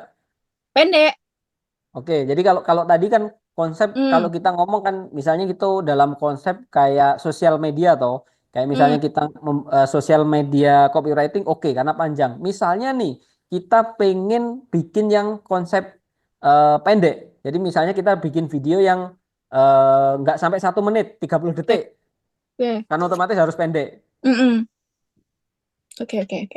Coba ya. Mau dicoba lagi? Boleh. Oke. Atau mungkin ini ada Kak Hendrica ini Iya, angkat iya, tangan. teman-teman. Mungkin silahkan. Mm-mm. Raise hand. Iya, Mas, mau nyoba. Boleh. Nggak Silahkan. salah kan ya? Nggak salah kan? Nggak ada yang salah. Kita di sini kan belajar bareng-bareng toh, gitu ya. Oh, baik. Ini saya mau coba dengan kopi.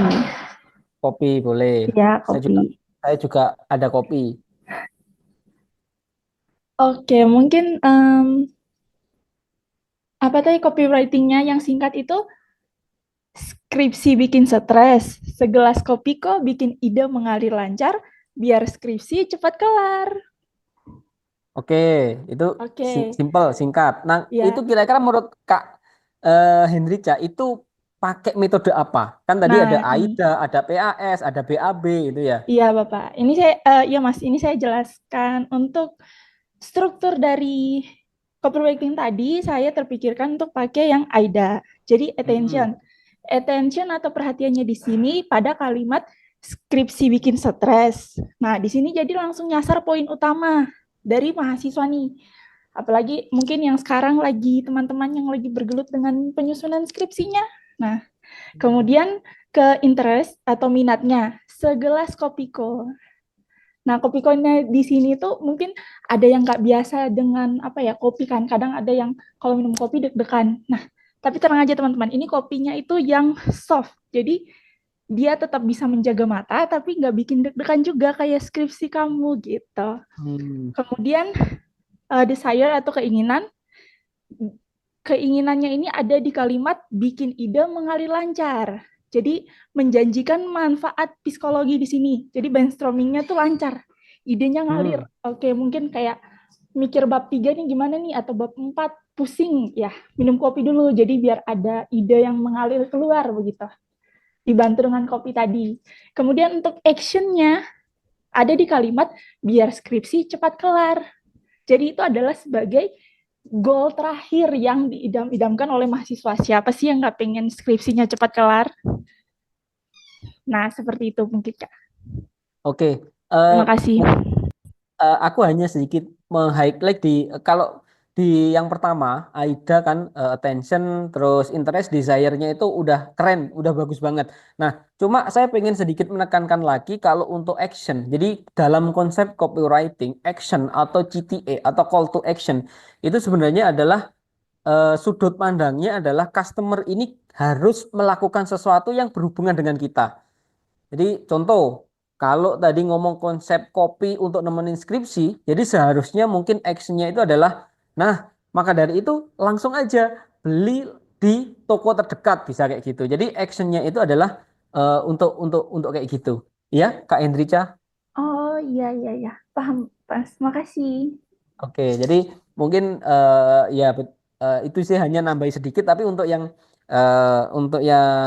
action, yang ini ya, yang attention. Interest sama desire-nya itu udah tepat, udah oke banget.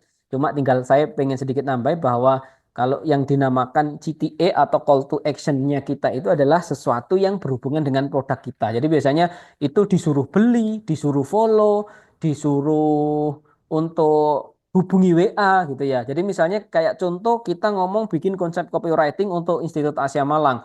Misalnya attention-nya tadi gitu ya. Terus AIDA. Nah, biasanya kalau kita ngomong konsep AIDA, actionnya itu kita ngomong link pendaftaran ada di sini. Nah, itu actionnya.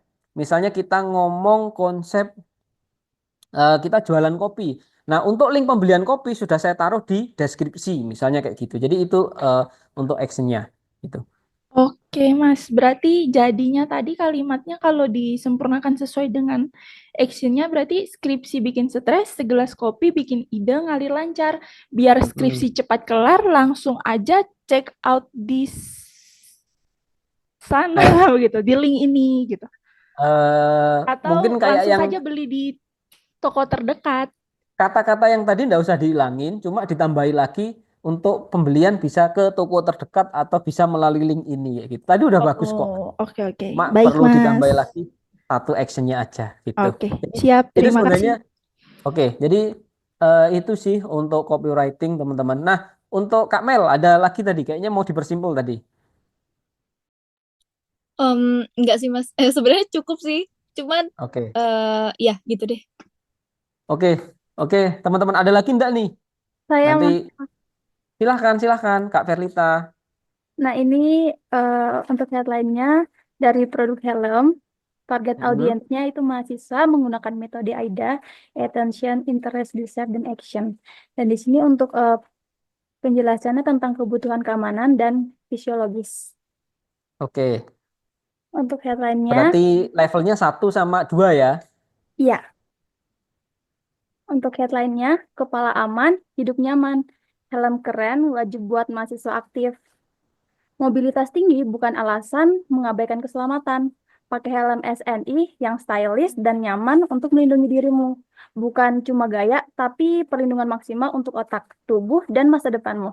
Yuk, pilih helm kece yang siap temani perjalanan suksesmu. Belinya Itu di saja, mana? Mas El. Belinya di mana? Di toko di bawah ini, di keranjang oren. Oke. Oke. Ada lagi enggak? Nanti saya lihat rekamannya, kira-kira tak lihat-lihat lagi. Oh, kira-kira siapa yang ini nanti akan di chat WA sama Kak Elisha nanti. Saya Silahkan boleh. Kak Amaraci. Pak Timbul, silahkan.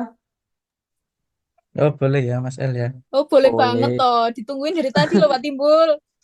Ini soalnya nggak ada yang cowok nih. Siapa tahu cowok ini punya jualan atau punya konsep pandangan yang berbeda gitu ya.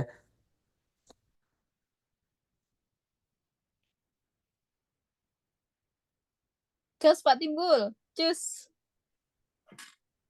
Ya, tadi dipanggil Mbak Melisa juga. Mohon maaf tadi masih rame di rumah, Mbak. Ya, ini terkait ini, Mas El ya.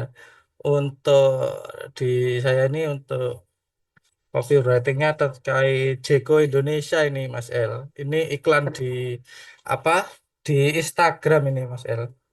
Jadi Hmm, Jeko Indonesia ini copywritingnya ikut teori Maslow-nya di fisiologis dan kebutuhan sosial ya. Untuk iklannya seperti ini mungkin ya. Nikmati manfaat tak terbatas dengan aplikasi Jeko. Daftar sekarang dan dapatkan Jeko Poin setiap kali kamu melakukan transaksi melalui aplikasi Jeko. Kumpulkan Jeko Poin sebanyak-banyaknya dan tukarkan dengan donat atau kopi favoritmu. Hanya di aplikasi Jeko, kamu juga bisa menikmati promo eksklusif setiap minggunya. Jadi tunggu apa lagi? Yuk unduh aplikasi Jeko sekarang di Google Play Store dan App Store. Nah, mungkin itu oke. yang untuk iklannya, untuk attention terkait ah, AIDA ya tadi ya. Metode AIDA, attentionnya ini adalah nikmati manfaat tak terbatas dengan aplikasi Jeko. Sedangkan untuk interest, daftar sekarang dan dapatkan Jeko Points setiap kali kamu lakukan transaksi melalui aplikasi Jeko. Selanjutnya untuk dessert, kumpulkan J-Point sebanyak-banyaknya dan tukarkan dengan donat atau kopi favoritmu.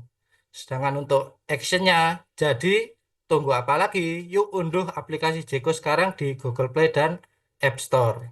Mungkin itu Mas El, mohon maaf jika ada yang salah. Terima kasih. Oke, terima kasih Mas atau Pak Timbul ini ya.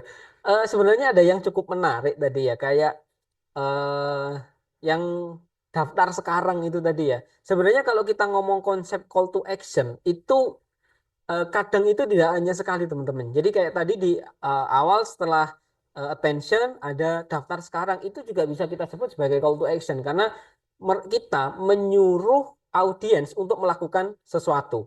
Jadi kayak ada konsep copywriting juga yang untuk kayak actionnya itu lebih dari satu kali. Contoh kalau saya itu jualan produk, karena kebetulan saya kan juga sering konten ya review tipis-tipis kayak gitu ya. Kadang call to action yang saya pakai itu lebih dari satu kali kadang. Jadi di awal saya nyuruh orang untuk beli, baru di akhir saya juga menyuruh orang untuk melakukan sesuatu. gitu. Jadi mungkin untuk yang action, setelah action tadi kayaknya yang menyuruh daftar itu lebih cocok kalau kita sebut sebagai call to action. Jadi call to actionnya lebih dari satu, itu ada konsep-konsep copywriting yang seperti itu juga. Oke, terima kasih. Ada lagi atau kita lanjut ke materi selanjutnya? Mohon maaf, ini sebenarnya memang saya lagi tenggorokannya lagi agak sedikit tidak enak, makanya dari tadi minum-minum. Gara-gara kemarin ada temen kena flu, jadi semoga aja saya tidak ketularan. Memang hari ini sudah agak sedikit gimana gitu rasanya. Tenggorokannya kayak kering, terus pikiran kemana-mana. Oke teman-teman, ada lagi atau cukup? Ada lagi yang mau nyoba untuk bikin copywriting?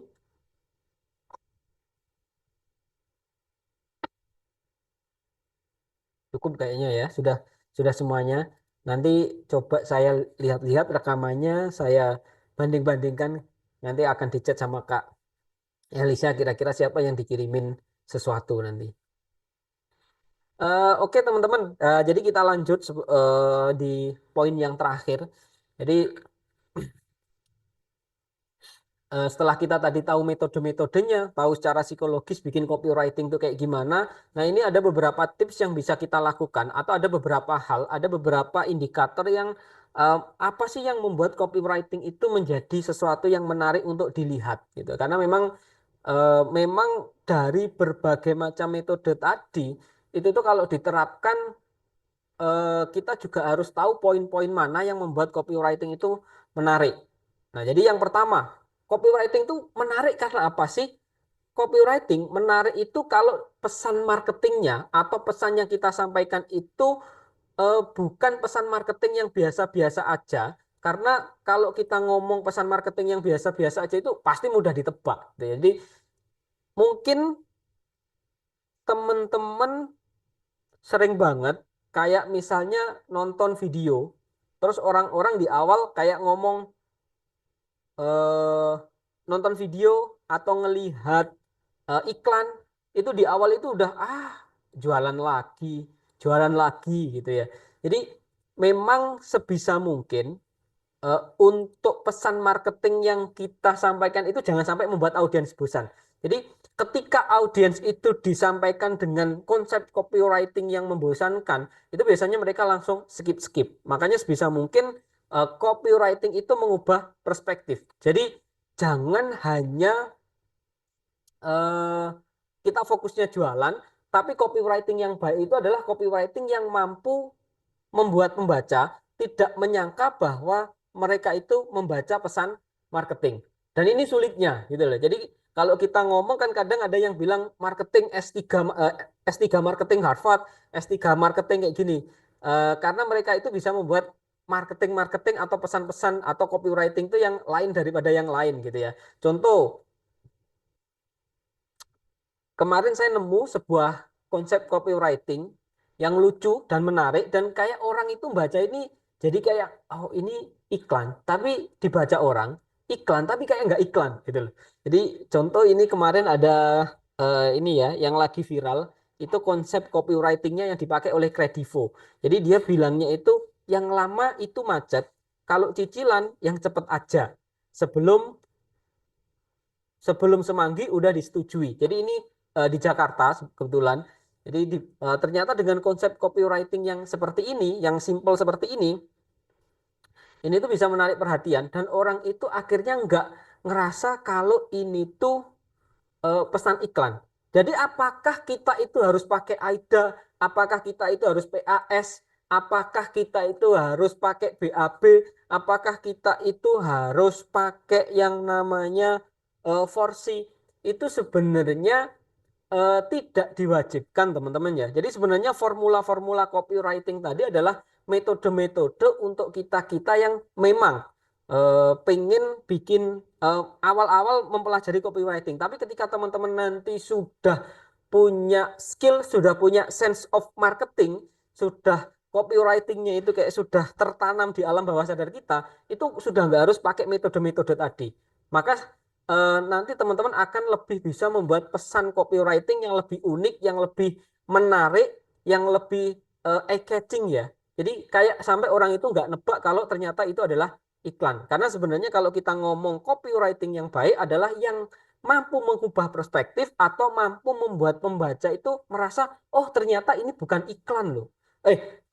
Merasa kalau itu tuh bukan iklan, padahal sebenarnya itu iklan atau pesan marketing. Contoh kayak gini tadi. Terus kemarin di Surabaya itu sempat ada copywriting yang di billboard yang kayak gini ya. Jadi dia bilangnya itu adalah fenomena spesies laut baru di Surabaya bernama udang rambutan. Sudah diorder sebanyak 1.047.074 kali. Nah, cek dan order di sini. Jadi ini headline-nya ini dia pakai kayak semacam ini ya. Kalau kita ngomong hook-nya itu adalah statistik. Jadi dia gaya-gayanya seakan ngomong-ngomong ada ngomong fenomenal ya. Jadi dia ngomongnya dia kalau dalam konsep hook kemarin dia itu headline-nya pakai kontroversial hook ya, karena dia ngomongnya fenomena spesies laut baru di Surabaya yang bernama udang rambutan. Padahal udang rambutan itu adalah produknya dari mie gacuan itu yang lagi rame.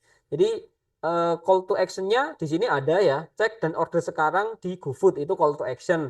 Terus kalau kita ngomong bisa ini bisa juga kayak kita ngomong pakai konsep AIDA ya. A-nya itu attention-nya itu adalah ini headline-nya yang fenomena spesies laut baru di Surabaya bernama udang rambutan.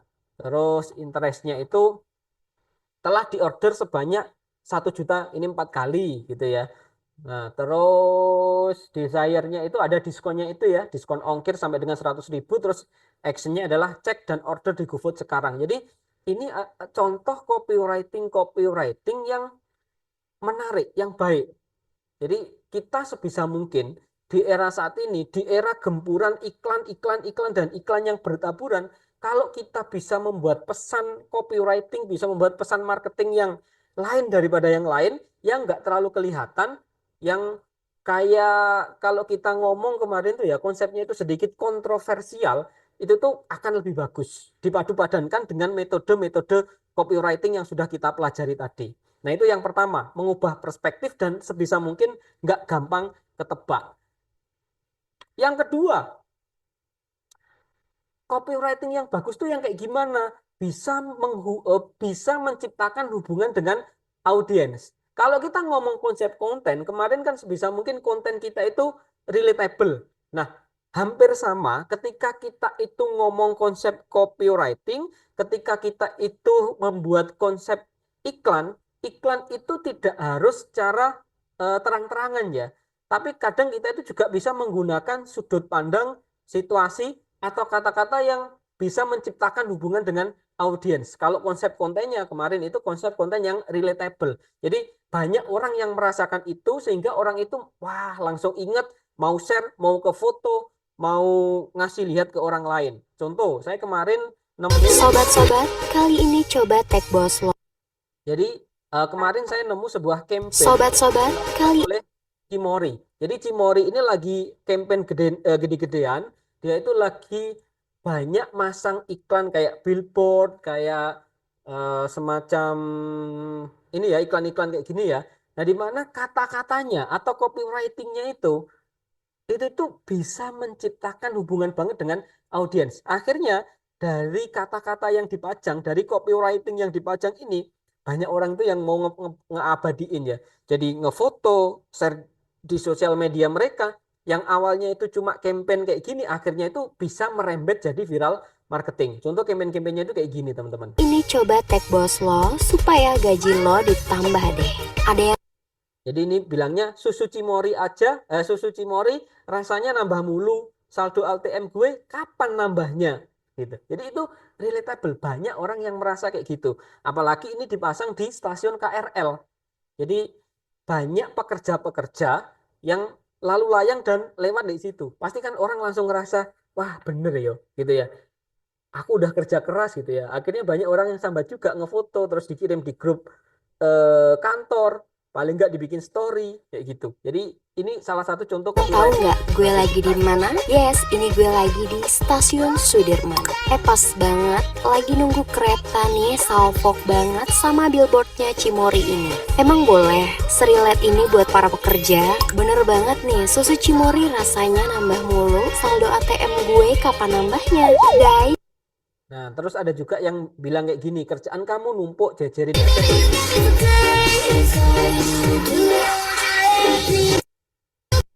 Terus dicobain. Sobat-sobat, kali ini coba.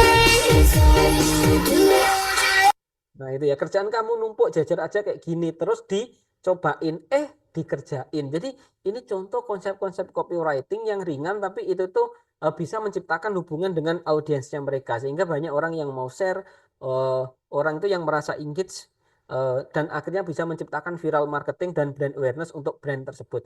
Nah, yang ketiga itu sebisa mungkin ketika kita itu bikin copywriting, jangan terlalu banyak jargon, jangan terlalu hiperbola, serta gunakan bahasa yang mudah. Tadi di awal saya sudah sedikit cerita bahwa contoh di Institut Asia Malang, dulu kita itu bikin tagline itu namanya Go Beyond Your Limit with Institut Asia Malang. Kita memang merasa, oh ini keren ya, karena ini bahasa Inggris, kita pengen go internasional, terus ya intinya maknanya juga keren banget ya. Jadi go beyond your limit, kayak melangkah lebih, lakukan lebih lagi bersama Institut Asia Malang. Tapi ternyata itu bahasanya terlalu berat, kurang ringan gitu ya. Jadi kurang gampang diucapkan. Makanya setelah kita rubah sekarang, kuliah asik kekinian itu jauh lebih enak dipakai sama anak-anak. Terus jangan terlalu banyak jargon. Jadi jangan terlalu banyak jargon, terus jangan terlalu hiperbola. Karena kalau kita ngomong jangan terlalu banyak jargon, jangan terlalu banyak hiperbola. Ini ya tadi seperti yang saya contohkan di Institut Asia Malang, kita pernah pakai Go Beyond Your Limit, terus kita pernah ganti Learning Beyond Classroom, terus sekarang kita ganti kuliah asik kekinian. Jadi intinya kita akhirnya menemukan sebuah konsep dengan bahasa yang mudah dan sesuai dengan target audiens kita. Karena memang rata-rata kalau kita lihat ya anak-anak mahasiswa kita itu kan ya anak-anak yang baru lulus SMA, SMK, kalau dikasih yang bahasa-bahasa yang terlalu berat itu ya kayak mohon maaf gitu ya, akhirnya mereka kurang gampang untuk menerima. Tapi setelah kita bilang kuliah asik kekinian itu jauh lebih gampang diterima oleh mereka. Jadi awalnya Go Beyond Your Limit with Institut Asia Malang, terus ganti Learning Beyond Classroom, dan yang sampai bertahan sekarang itu adalah kuliah asik kekinian. Bahkan kalau kita lihat ini teman-teman ya, dari segi etika, jadi kalau kita lihat dari segi etika, sebenarnya kenapa kok bikin copywriting itu jangan terlalu hiperbola dan gunakan bahasa yang mudah, itu karena kalau dalam segi etika itu yang pertama, copywriting itu boleh kita itu mempercantik atau membeautifikasi kata-kata, tapi di situ itu kita juga tetap harus jujur dan transparan. Jadi copywriting tidak boleh nipu. Jadi, boleh kita misalnya bilang bahwa oh ini intinya mempercantik kata-kata kita, tapi yang nggak boleh adalah nipu. Makanya kemarin yang overclaim itu kan kena semua. Karena kalau kita ngomong sudah overclaim itu ya, mohon maaf, itu sudah kayak penipuan. Makanya di sini kita nggak mau ngomong sampai mohon maaf, misalnya kita bikin copywriting kuliah asik lulus dijamin kerja. Nah kalau itu tuh menurut lulus dijamin kerja, nah itu tuh terlalu hiperbola teman-teman. Jadi terlalu banyak jargon, terlalu hiperbola, karena ya siapa yang berani jamin setelah lulus kuliah itu langsung dijamin kerja, itu enggak ada yang jamin. Makanya kita pakainya kuliah asik kekinian. Karena di sini kita merasa ini yang paling cocok. Terus misalnya kuliah S1 singkat biaya hemat tadi. Nah ini aplikasinya seperti yang sudah saya jelaskan tadi di awal. Jadi boleh kita membeautifikasi kata-kata, boleh kita itu dalam konsep iklan atau marketing itu istilahnya agak sedikit menggak-menggo. Namanya jualan kan kita harus pintar mengolah kata-kata ya. Tapi prinsip yang pertama tetap harus jujur dan transparan. Yang kedua, kita juga harus menggunakan bahasa yang etis. Dan yang ketiga, sebisa mungkin menghindari plagiarisme. Jadi itu kenapa kok dalam copywriting yang baik itu tidak banyak jargon, tidak terlalu hiperbola, serta menggunakan bahasa yang mudah, karena kalau kita relatekan dengan etika dalam copywriting, kita memang nggak boleh nipu, nggak boleh plagiarisme, dan harus pakai bahasa yang etis. Nah itu, dan yang terakhir, ketika kita membuat copywriting, kita itu harus bisa membuat copywriting yang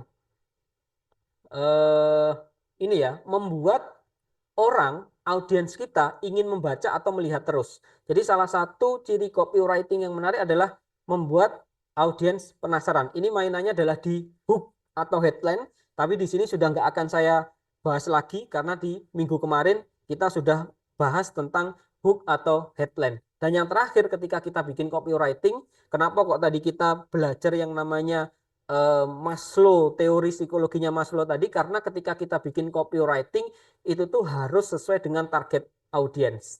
Tapi saya nggak akan ngajari lagi riset target audience karena di content creating kemarin kita sudah belajar banyak tentang target audience. Intinya kalau kita pengen paham audience, mungkin teman-teman cukup ingat teorinya Maslow tadi, karena misal jualan saya itu adalah levelnya adalah untuk menyelesaikan kebutuhan fisiologisnya orang. Jadi misalnya makanan, pakaian, oh itu berarti levelnya adalah level 1. Oh ternyata aku jualannya itu adalah layanan untuk keamanan, asuransi, proteksi, layanan investasi. Oh kayaknya ini kalau investasi dan lain sebagainya itu adalah keamanan masa depan ya. Oh berarti itu ada di level 2. Maka konsep copywritingnya disesuaikan dengan target audiens yang nomor 2. Misalnya, oh aku ini jualan supercar. Jadi aku jualan Ferrari, aku jualan Mustang, aku jualannya adalah Lamborghini. Berarti ini adalah orang-orang yang butuh aktualisasi diri. Orang-orang yang butuh harga dirinya itu kelihatan banget. Orang-orang yang butuh gengsi. Oh berarti tipe-tipe copywriting atau iklanku itu harus ada di level yang 4 atau 5. Jadi itu teman-teman. Tapi nggak usah kita bahas untuk masalah riset target audience aja. Jadi bisa kita petakan dari sini. Misalnya kita bikin copywriting, apa produk yang saya jual? Oh yang saya jual makanan, berarti ke yang satu tadi. Siapa yang membutuhkan produk saya? Terus ciri-ciri spesifik mereka itu seperti apa? Kira-kira kita bisa menemukan mereka di mana? Kenapa mereka harus banget beli produk kita? Dan media apa yang bisa kita gunakan untuk mempromosikan produk kita kepada mereka? Jadi ini yang bisa kita lakukan untuk membuat copywriting supaya lebih sesuai dengan target audience. Nah itu mungkin teman-teman yang bisa saya sampaikan untuk malam ini. Kira-kira mungkin sebelum kita tutup ada yang mau ditanyakan? Masih ada waktu 15 menit.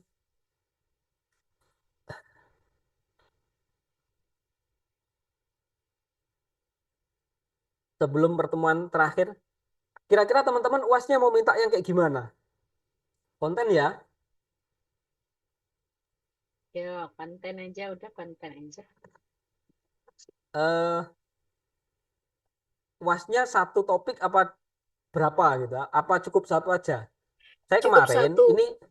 ini kita diskusi aja ya Mas. sebelum saya bikinkan karena kita kan terakhir tinggal minggu depan. Nah mungkin sebelum nanti kalau minggu depan kan saya sudah nggak bisa ngerubah konsep lagi.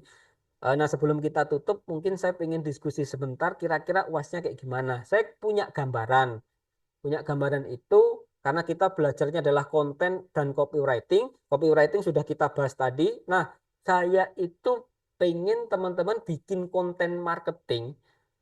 Saya punya problem. Jadi problem saya itu pengen jualan program RPL tadi. Program RPL itu siapa? Audiens saya adalah orang-orang yang sudah kerja dan membutuhkan fleksibilitas untuk kuliah. Jadi bisa hybrid, bisa online. Nah, kira-kira konten marketing apa yang bisa teman-teman berikan kepada saya untuk saya jual ke target audiens tersebut? Jadi mau di model testimoni boleh. Jadi kayak ngomong, oh ini loh buat teman-teman yang mengalami masalah kayak gini, ini ada tempat kuliah yang kayak gitu-gitu loh. Saya kepikirannya sih seperti itu. Bikin konten marketing. Baru aja mau bilang bikin konten. Nah, betul. Ini setuju semua atau enggak gitu loh. Kalau enggak setuju semua ya. Kalau nggak setuju semua ya gimana? Bingung ya Kak Mei. Yang lain gimana? Aku sih ikut kalau bikin konten ya udah. Jadi bikin konten tentang yang tadi Mas El sampaikan kan? Mm-mm. Betul. Nah, minggu depan kerangkanya tak bikin, maksudnya kerangkanya itu saya buatkan supaya teman-teman mengikutinya gampang. Jadi Ya, nggak benar-benar istilahnya teman-teman itu nggak mikir dari nol. Nanti saya buatkan kayak kerangka satu, kerangka dua, teman-teman boleh pilih yang mana. Kalau teman-teman sudah setuju. Mm-mm. Pilihannya selain konten, teman-teman boleh eh bikin kayak ya kalau kalau ini sih kalau nggak konten itu saya pengennya malah bikin artikel untuk SEO-nya Institut Asia. Lumayan ya. Konten kalau aja konten wes. kalau konten Naik. tunggal atau kita boleh ada yang bantuin atau gimana gitu. Maksudnya kayak kayak sedikit interaksi di awal gitu. Eh, Kalau secara konsep kita ngikut jadi model testimonial boleh. Ya, Paling gampang kan model testimonial. Ini ya, konsep paling gampang. Tapi kalau mau di kayak di macam kayak ada drama-dramanya juga boleh. oke. Tapi dengan konsep testimonial pun menurut saya sudah approve. Yang penting ada konsep copywritingnya yang oke. Oke. Jadi kita kayak jadi influencernya Kak Mei. Influencernya Asia. Ya. Ya itu konsep Otak- paling simpel. Tapi kalau Otakku teman-teman langsung otakku langsung glitet. Oke, oke gitu. Santai banget ya Tapi si kalau Mei. Aduh. teman-teman mungkin punya konsep yang lain gitu ya, misalnya punya konsep konten marketing yang lebih out of the box, silahkan, saya nggak melarang. Tapi konsep tersimpel yang biasa paling gampang disajikan teman-teman, karena saya menuntut yang kalau kelas reguler kemarin itu teman-teman itu tak bikin challenge semacam mereka itu bikin kita mau bikin proyek untuk kayak semacam campaign seakan-akan akunnya Asia itu dihack. Jadi kayak mereka itu ngehack akun kita terus yang mereka ngisi 1 bulan kontennya Asia itu berdasarkan konten pilar yang sudah kita tentukan. Itu sih kalau yang reguler. Cuma kalau yang kelas hybrid ini karena saya merasa teman-teman juga banyak kesibukan, paling simpel itu adalah konten kayak semacam testimonial, itu paling gampang. Atau kalau mau ya boleh pakai artikel yang bisa tak pakai di SEO, tapi kalau artikel ini nanti konsep penilaiannya adalah kalau keywordnya banyak yang tembus, itu nilainya bagus. Tapi kalau banyak yang nggak tembus ya standar sih akhirnya gitu. Karena ya artikel konsepnya gitu. Oke. Intinya gini aja, minggu depan tak perjelaskan. Jadi minggu depan kita ada tinggal storytelling sama AI, content creating, sama kita bahas UAS. Itu Oke, mungkin Mas El. eh, teman-teman, terima kasih semuanya. Mohon maaf kalau agak sedikit gimana gitu, kurang maksimal karena memang agak sedikit sakit tenggorokan. Kemarin sempat hari Jumat itu saya juga sudah izin nggak masuk karena memang ya nggak tahu Malang ini kayak rada aneh gitu ya. Banyak yang sakit lingkungan saya gitu ya. Oke, terima kasih. Selamat istirahat teman-teman. Saya kembalikan ke Kak Elisha. Iya, terima kasih Mas El atas pemberian materinya. Semoga Bapak Ibu semuanya tetap semangat ya sampai minggu depan dan UAS. Nanti untuk kalau ada pertanyaan baik dari segi materi maupun pertanyaan untuk UAS ya, bisa menghubungi saya ataupun nanti langsung ke Mas El juga bisa. Atau kalau punya ide-ide lain konsep untuk UASnya bisa dibicarakan juga minggu depan. Ya. Terima kasih Bapak Ibu semuanya atas perhatian malam hari ini. Semoga tetap sehat, semangat, dan sampai jumpa di minggu depan di pertemuan terakhir. Selamat malam Bapak Ibu semuanya. Selamat Terima kasih. malam. Malam Jaga Mbak Elisha. kesehatan. Malam, terima Makasih kasih Mas Mas. El. Terima kasih Mas Mas El. El, terima kasih Mas.